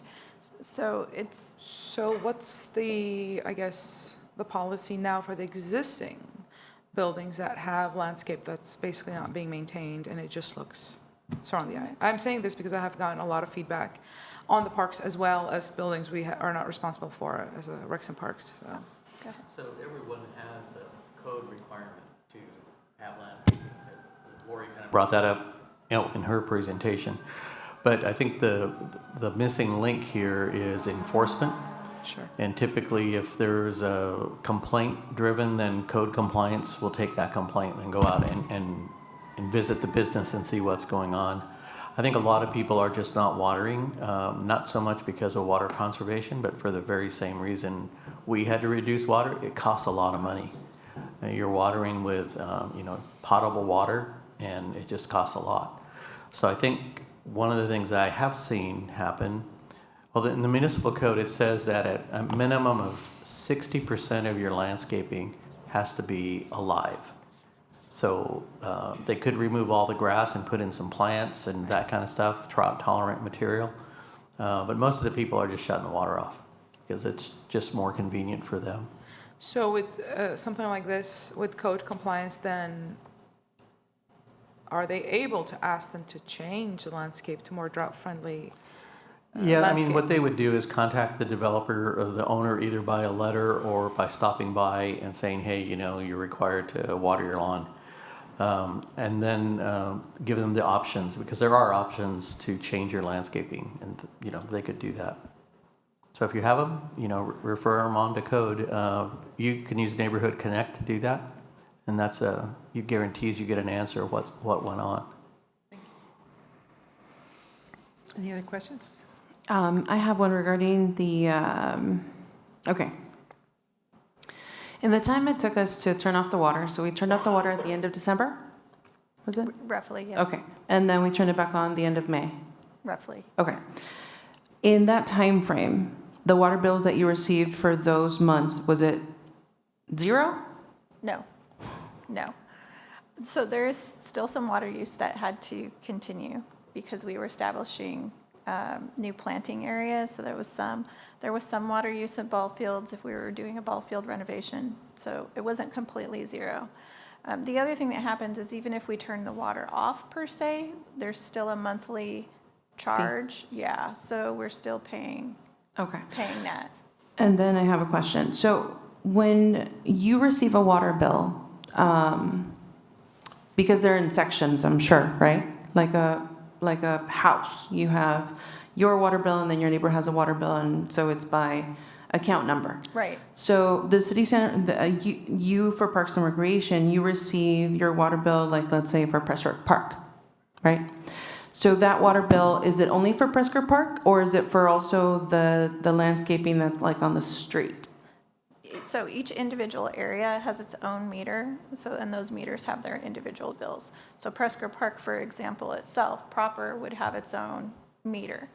the area around, so any of the other landscaped areas that have its own section, those may have its own controller and meter, or multiple meters, depending on the size. Okay.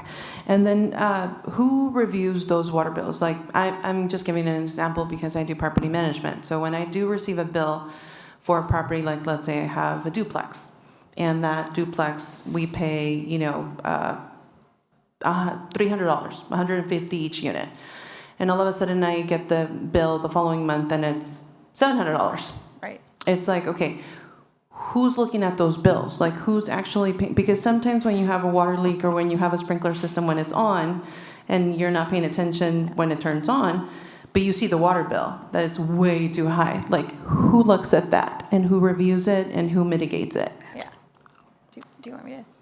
You go ahead. Oh, okay. So I've reviewed them over this last year. I have the last couple of years worth of water bills, and so I can see where the trends are, and then I can also see, so from month to month or quarter to quarter, kind of depending what the use is, and if I know that, for example, we've turned off or minimized the water to some amount, I can see the peaks and valleys of what that looks like. I also we run a monthly budget report, so I can see automatically in the monthly budget report if it's getting hit, plus or minus what that bill should be. So I have a couple of ways of looking at it very quickly, but if I'm doing an audit, it's a lot of lines. Yeah. And so when you see the peak that the water shouldn't be that high, what is your process? Like, what do you do to find pretty much the leak? That's a good question. So we do have an irrigation crew, and the irrigation crew goes around to all of the parks and systems and spot checks and wet checks them. What that does is it helps us look for possible leaks in the area. And then, so that's on the ground leaks, or, sometimes it's also about if we're effectively using the water. So maybe the spray heads, or a couple of the spray heads are broken. So if we can go in and replace the spray heads. So it's more than just about the bill itself. It's also, are we effectively watering? Are we turning off zones? So at Grogan Park right now, one of the zones is on, that's the play field. The other zone is off, which is the rim, kind of the outer area. And so that's anticipation of first lowering the bill, but then also doing a project in the future out there to do some turf reduction. So to answer your question, there's multiple things going on. And okay. The only reason why I'm asking is because of what we see with the budget, obviously. There's a lot of expenses going out, and at some point, there's going to be, people that are going to be like, unfortunately let go, and that's not something we want. So what I'm trying to understand within Rec and Park is mitigating the bleed. Like, how can we stop the bleed so this next fiscal year we're not in the same spot? I think so I'll just speak to Parks Operations, and then if anybody else wants to chime in. So generally what we're doing, as you saw in Neville's presentation, we're holding positions open on purpose. So we're not filling those positions in order to have some portion of salary savings. No, that I understand. But what I'm trying to understand... Are you talking about just with the water? It's just about expenses, not employee or payroll. I'm not talking about employee or payroll. I'm talking about the money we have to be able to do maintenance, to be able to do, to be able to pay the water, to be able to pay the electricity, to be able to pay, and not having to ask City Council for more money next year. It's like, it has worked before where that money has been okay for the time that you've had it, like in the years before. Like, what has changed this past year that the $600,000 didn't work out for the whole year and it only worked out for 5 months? Yeah, I think to that point, the cost of water and the water systems costs have been going up, and more of our parks are coming online. And even as we're reducing, right, those lines are still meeting. And it's not just the cost of water. So this is across the board on budget. The cost of our insurance liabilities are going up. The cost of materials and supplies are going up. The cost of projects are going up. Rentals are going up for equipment. So, and then of course, annual salaries and benefits. So there are a combination of things where the revenues are not just keeping up with the expenditures because of kind of an odd push in the way that the economy is right now. So even if we turn everything off, we're still going to have expenses. But in terms of savings, so we're going to not do some projects, or we're going to turn off some spaces and completely remove the system, because we may have to do that. That might be a resource that we have to leverage. We might make concrete or DG pathways instead of landscaped areas to reduce the overall maintenance and the overall water use, or pull some of our electrical PGE power needs off and turn them into solar. So we have solar lights on bows, for an example. So it's kind of that iteration of maybe we don't repair something, benches, maybe we take them out, right? And so, Okay. so those will be decisions, but we'll come to you with some of that. Did you want to add anything? No, I think we will bring back what the plans are after we hear from city manager's office and finance department as to what the goals are for each of the departments. It's a $26.5 million deficit, so it's risen $10 million from the last time I brought it up back in November. So, it's a challenge. We'll have to figure out how to get there. Thank you. Anything else? Okay. I've got to make this comment, though. I have an old cat, and she's in my bed, and I don't sleep a lot at night, right? So I'm up with her a lot. Anyway, the other night, it's 3:30 in the morning, and I remembered some graffiti right on Magellan. And I thought, if it was Thursday, so I thought, I bet if I can send it to them right now, they'll get it for Friday, and then it won't be there all weekend where people, So I did it, and no kidding, I drove by there before noon, and the graffiti was gone. Good job. I was thinking, we should do something really special for those people, because they do such a great job. We need to honor that. But it's pretty cool. Thank you for sharing that with us. Okay, sorry. So, Got more Recreation stuff. Division report. Dennis Smitherman. Thank you. I would like to go over with you only 2 items. Today, as you know, summer's about to start. We're going gangbusters with programs and activities, and they're all available to view on the internet. We have already run out of recreation guides, so we're really pushing the QR code, so please help us continue to do that. But today I really wanted to go over 2 topics with you. The first one is a healthy aging framework. This framework is created by the NRPA. Thank you. There we go. And it's really about how we can have really effective programs to support our older adults in Santa Maria.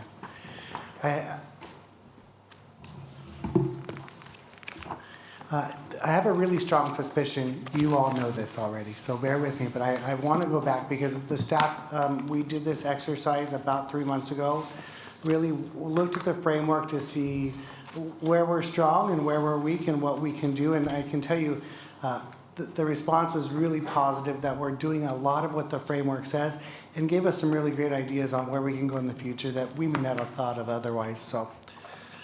As you know, the importance of the healthy aging, I'm going to read off my notes a little bit here.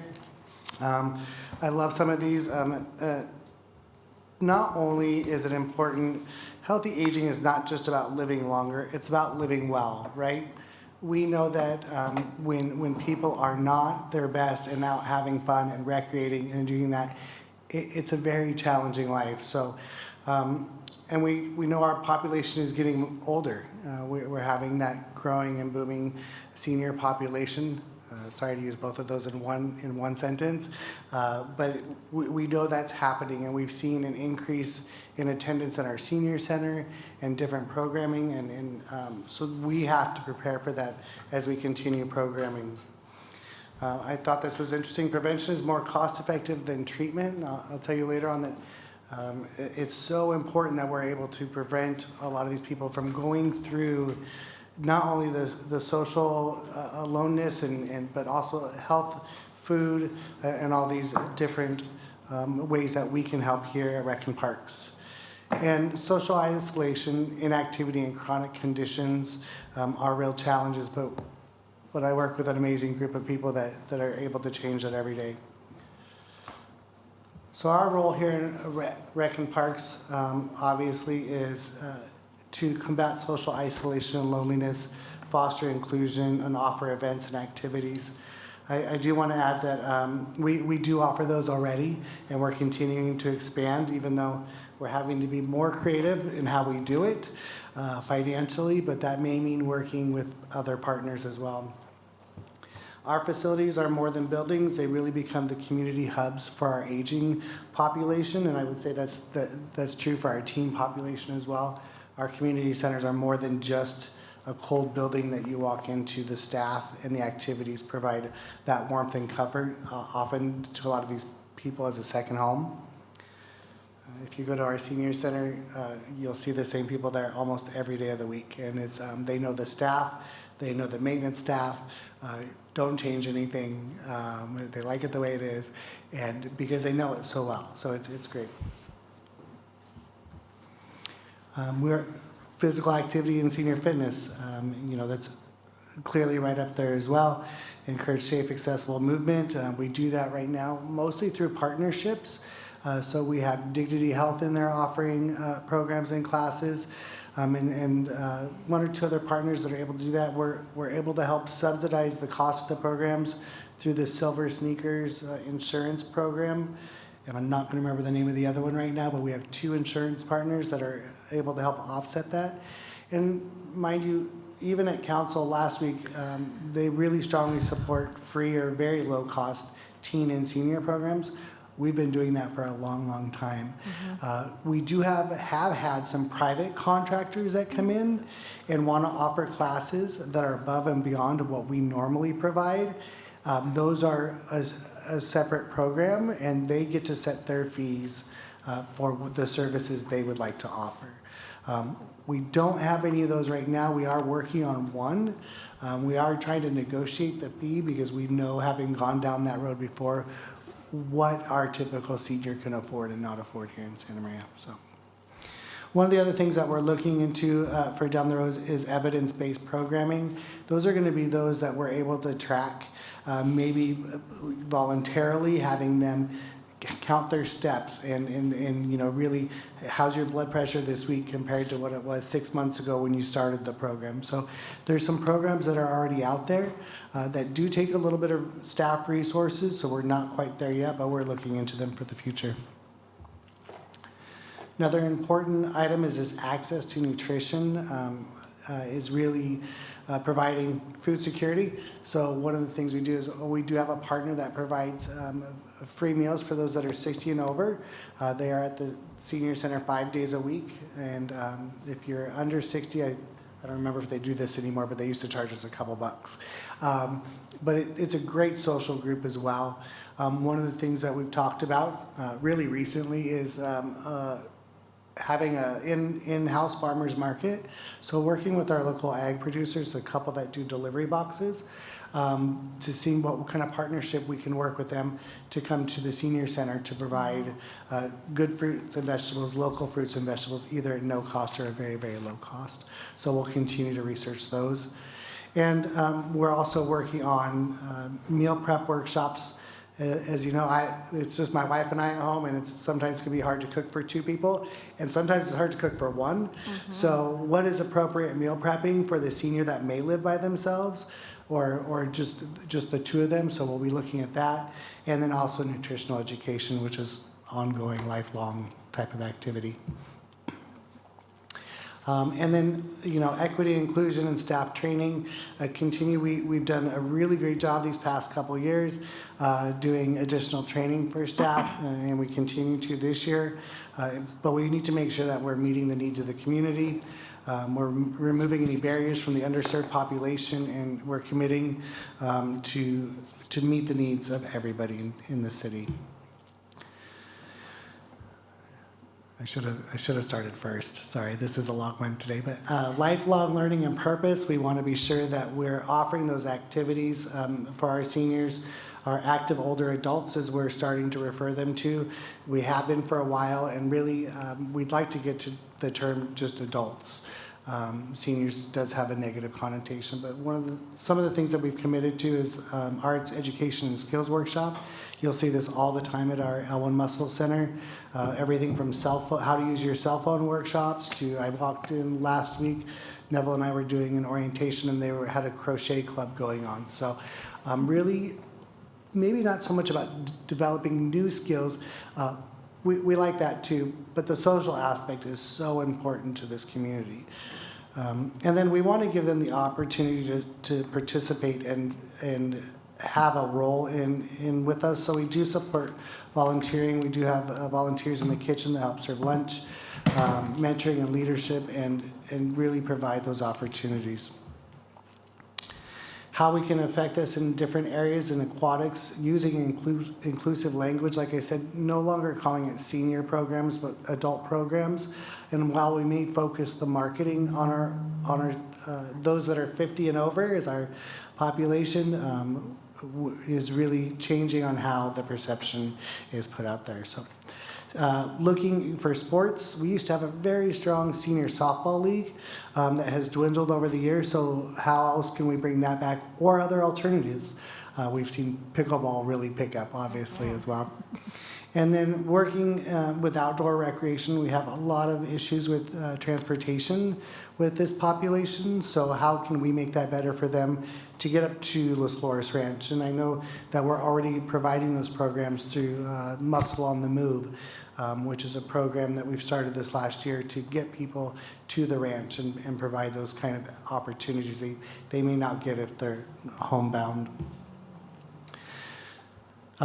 Implementation strategies, including using an assessment tool, and as you know, we'll get to that document I put on your dais there earlier, but reaching out to the community, and one of the things that we're really proud of for this document that I provided you is the amount of outreach that Karen Ramos and Cindy Hoskins did with more than 1,000 results. It gives us dang near a statistically valid survey, which we're very proud of, and the outreach efforts that Karen and Cindy took really got, especially Karen, us out in the community in places that were just really great to get a wide sector of our population's opinion. Again, evidence-based programming we talked about, and create cross-sector partnerships, and again, we do this a lot with the medical industry, Dignity Healthcare, for example, but really working with other agencies as well. So next steps is really just continuing down the road we've been going down, but now because of the financial issue is really being creative in how to create these new programs, using third-party providers, or what can we do in-house that's going to be a low-cost item.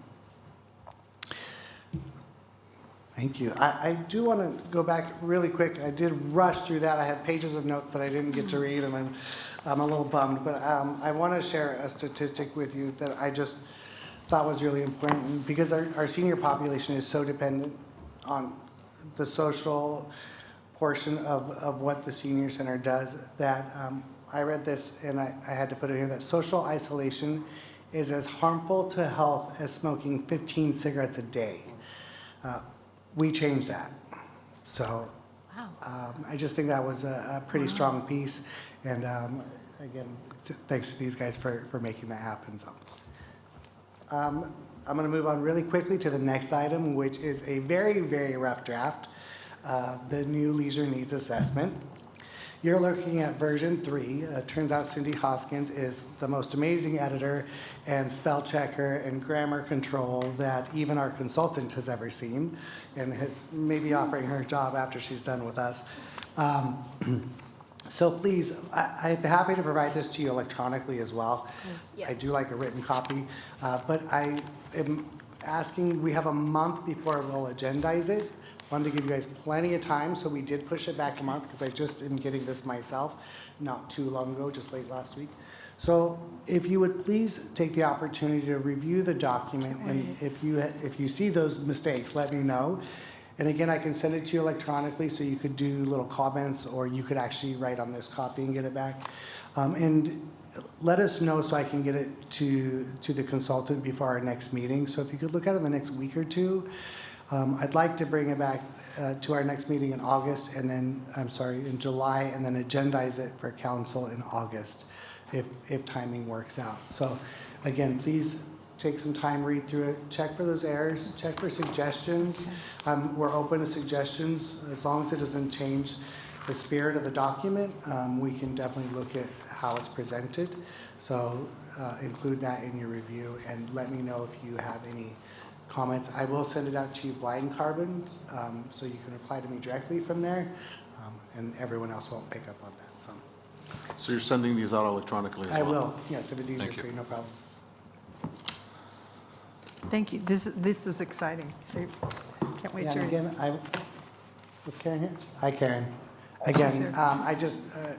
I think I've shouted out before, but over 1,000 surveys, and many paper surveys, and that's from her being out at a barber shop or Vallarta or a farmer's market, or really just trying to get the word out.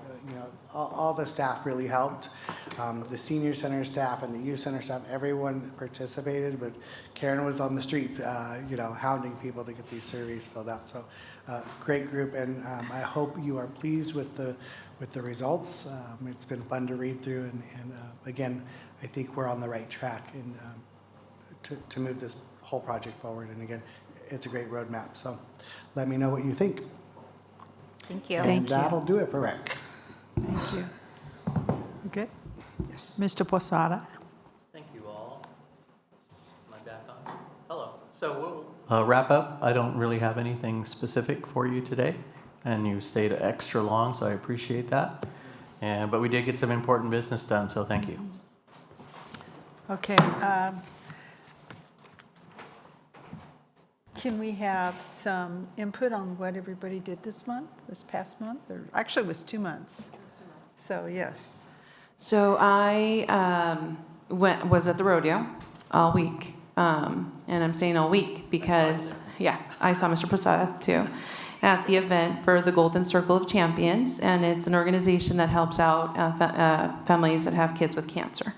So it's local families here in Santa Maria that go to that event, and it's on Thursday, the event for the families, and the people that help with the organization.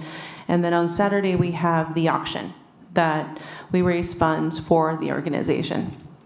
And this program it went national already. I mean, it's in, I don't remember how many states already, even in Canada, rodeos. So it started here in Santa Maria.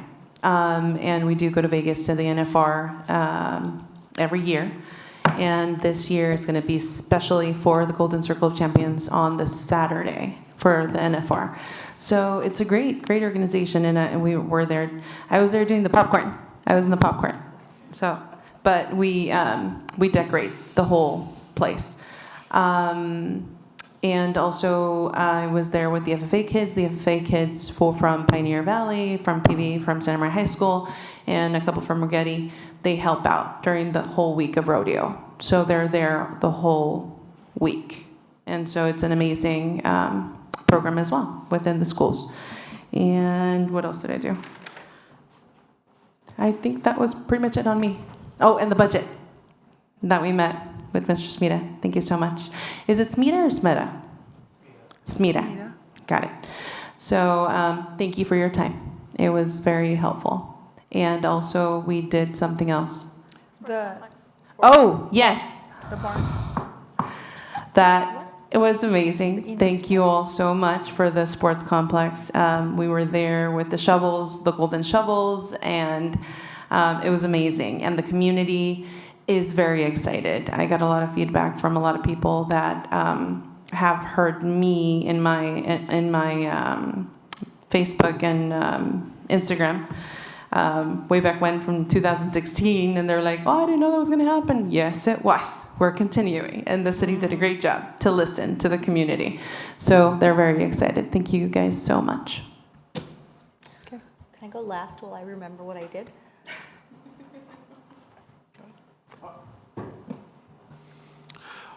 So I was over there at the groundbreaking. I've been talking to a lot of people in the community, and they are really, really excited. A lot of people didn't really know what I was talking about until I started kind of explaining it, and but a lot of people are really, really excited about that. They're asking if we're going to have it done before the end of summer. You're like, yeah. I said that I would talk to you guys about it, and Yeah.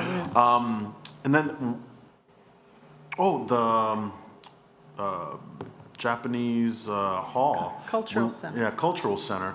We went over there and took the tour of it inside. And although there's still some elements that haven't been put in there, it is just an amazing place. I think it's going to be a great addition to our community and to our city. I think people are just going to love it and take, a real advantage of the facility. I know that right now we have the Veterans Hall out there, and this is very, very nice. This is going to be, very nice as well.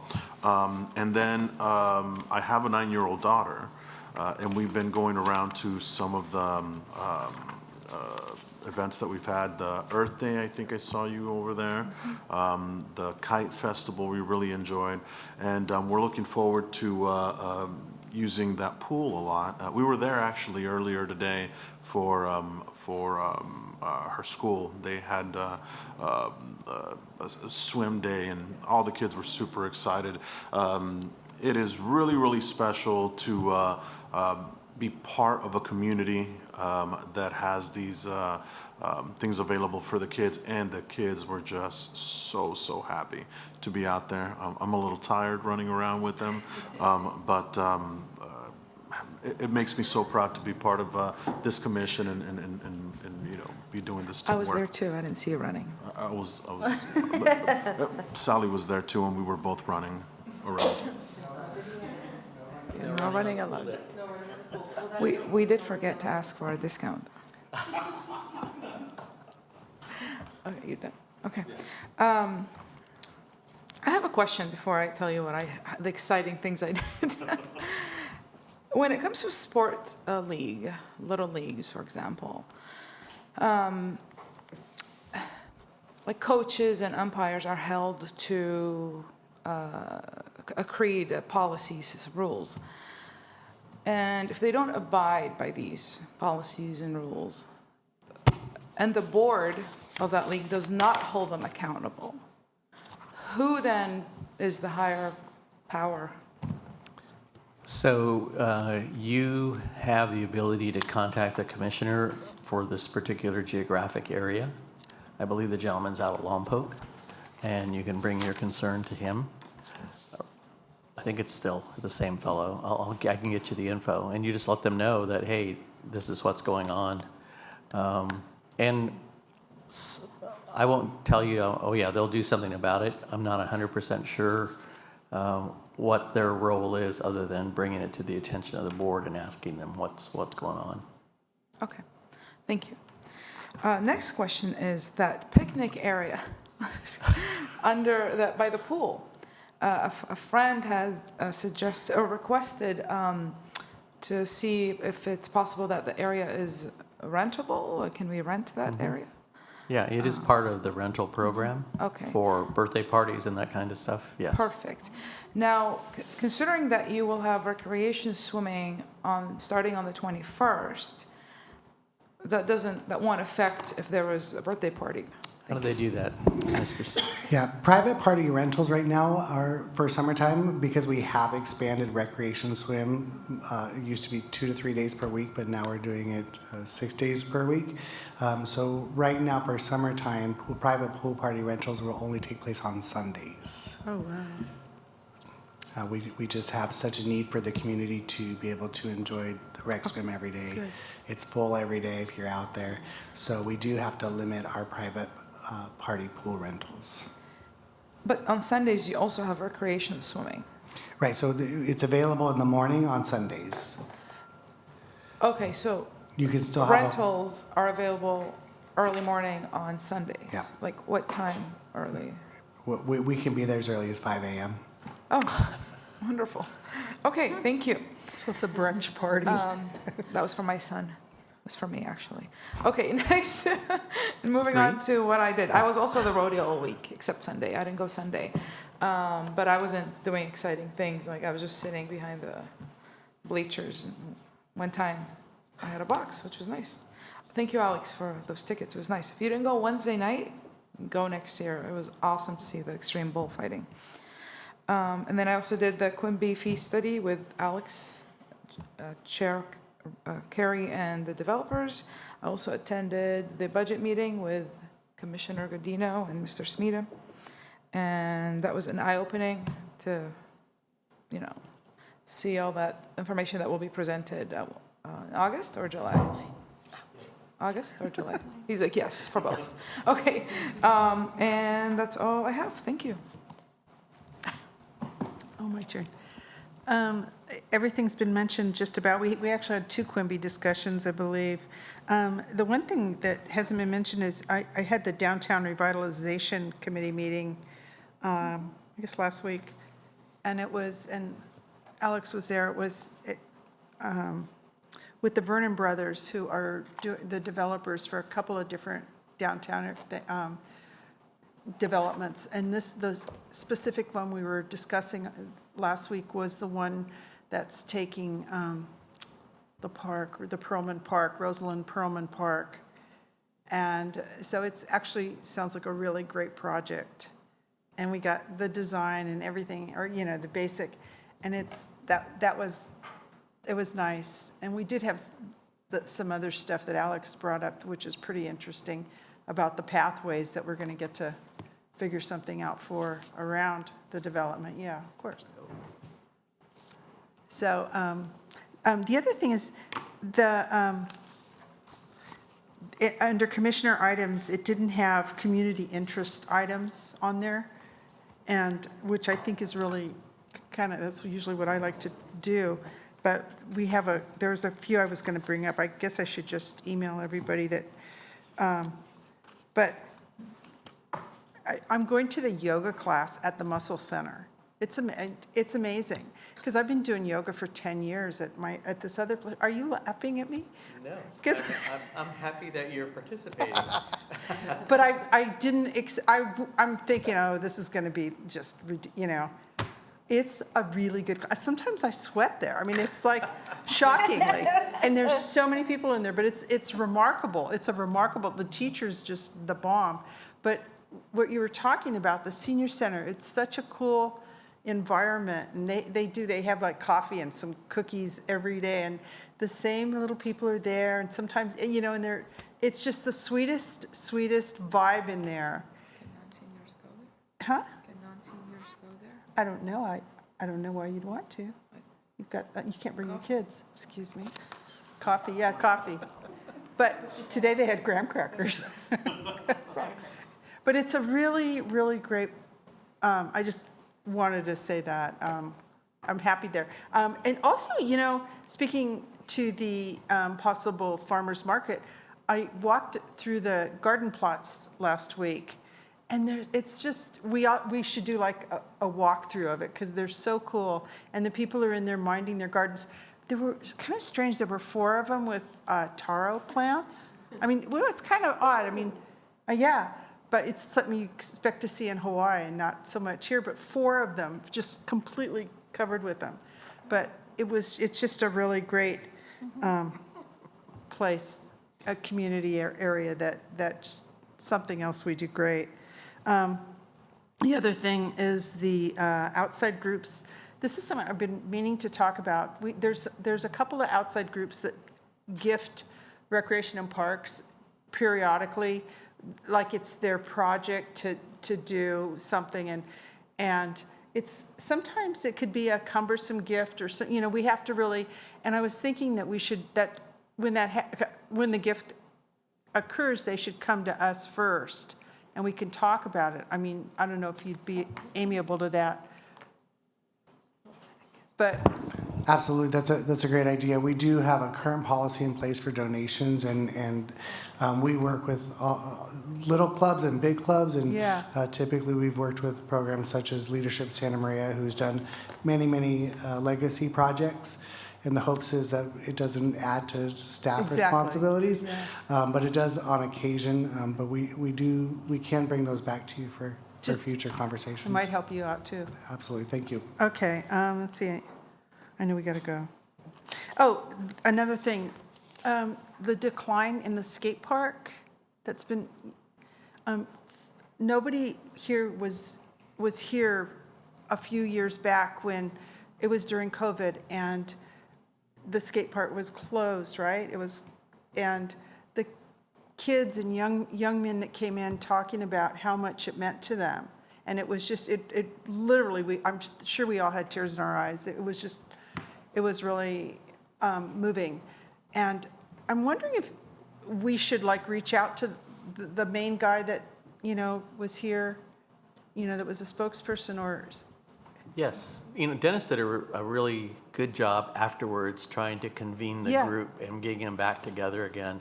And this is one of those peaks and valleys that we see in recreation trends. There was a very strong group of probably 8 or 10, I'll say young adults and some older adults that were really kind of pushing it, and then some youngsters. But it all died down. The gentleman that was leading the charge moved, I believe. Oh. And so he's no longer in the community. And then the teens that were engaged moved on to whatever it is they were doing after their teenage years. So it's just been kind of quiet. I mean, not a big demand right now. But people do use it. It's just not anywhere near Right. what it was at that time. And the fact that it wasn't available at that time because of COVID even made it more important that they wanted to see it open. So. But if you go, if you drive by the one in Napomo, it's always packed. But, whatever time of day you go, it's really strange. Maybe there's not a lot to do in Napomo. Could But, be. yeah, or maybe our guys are going there. I think that's about it. That was something that had been bothering me, and I for sure was going to talk about the graffiti removal. And then there's something I'll talk to Scott about the mulch staying, maybe in the new contract. We could have that they don't sweep up all the mulch between the trees, because there's so much good stuff, natural. And they bag it up it makes me crazy. But it's something we should look at because it would help with watering and weeds and everything else. And then the last thing I had, that's one more, which one? Oh, the fence at Jim May Park. Oh. Only because there's people with loose dogs and there's nesting ducks there, nesting birds there. And what are they pitching? What? Yeah, split rail, that's it. Yeah, so we know that some people have been taking parts of it down, and so we're doing some maintaining of it, and then we're also talking about where we could take it down so that we can trim better. But are you asking to put it Along the water. back up again? Dogs controlled. Oh, gotcha. Yeah, I mean, and just kind of some sort of a boundary, and then people would just, don't you think? I mean, we should look at it. I know for recreation, it's an opportunity for a lot of our youth that may not actually get near water to actually be close to a water area. And part of the aerating fountain that we put in there was to make sure that it was cleaner and that we could have more wildlife in there. Yeah. The turtles I see are coming back. We've got some fish coming back, and it does attract the birds. So that's why you'll see a lot of the other areas that we're allowing to grow up a little bit. But the main beach area will stay open right now. Most of the bird seasons has passed. We should be getting past a lot of the laying season and the hatching season. So, but we'll still keep some of those other areas, and we have other areas throughout the city that we keep an eye on as well. And Scott does a really good job of letting us know about nesting birds. Yeah, he does. And if it is an issue, we do have temporary no entry signs that we can post. So if we see birds nesting in a specific area that public has access to, Okay. I know at Crossroads Basin, for example, we have signs that say, stay out, nesting birds. So yeah, if we notice that, so please keep Scott in mind if you do see that kind of behavior from the birds. Oh, I will. Or, kids chasing ducks. And I know that the dogs on the leash have been an issue out there, and I've also talked to Scott about getting some signs out there as well Oh, as some additional excellent. dog waste stations. Okay, thank you. So I'm thinking it's time to adjourn the meeting. It's 6:30. Meeting is adjourned. Thank you, everyone. Oh, wait. You wanted to speak? Oh, I went through my list and I was very not engaged this past couple months because I was in transition. There you go. That was it. To Baker. Now. Thank you.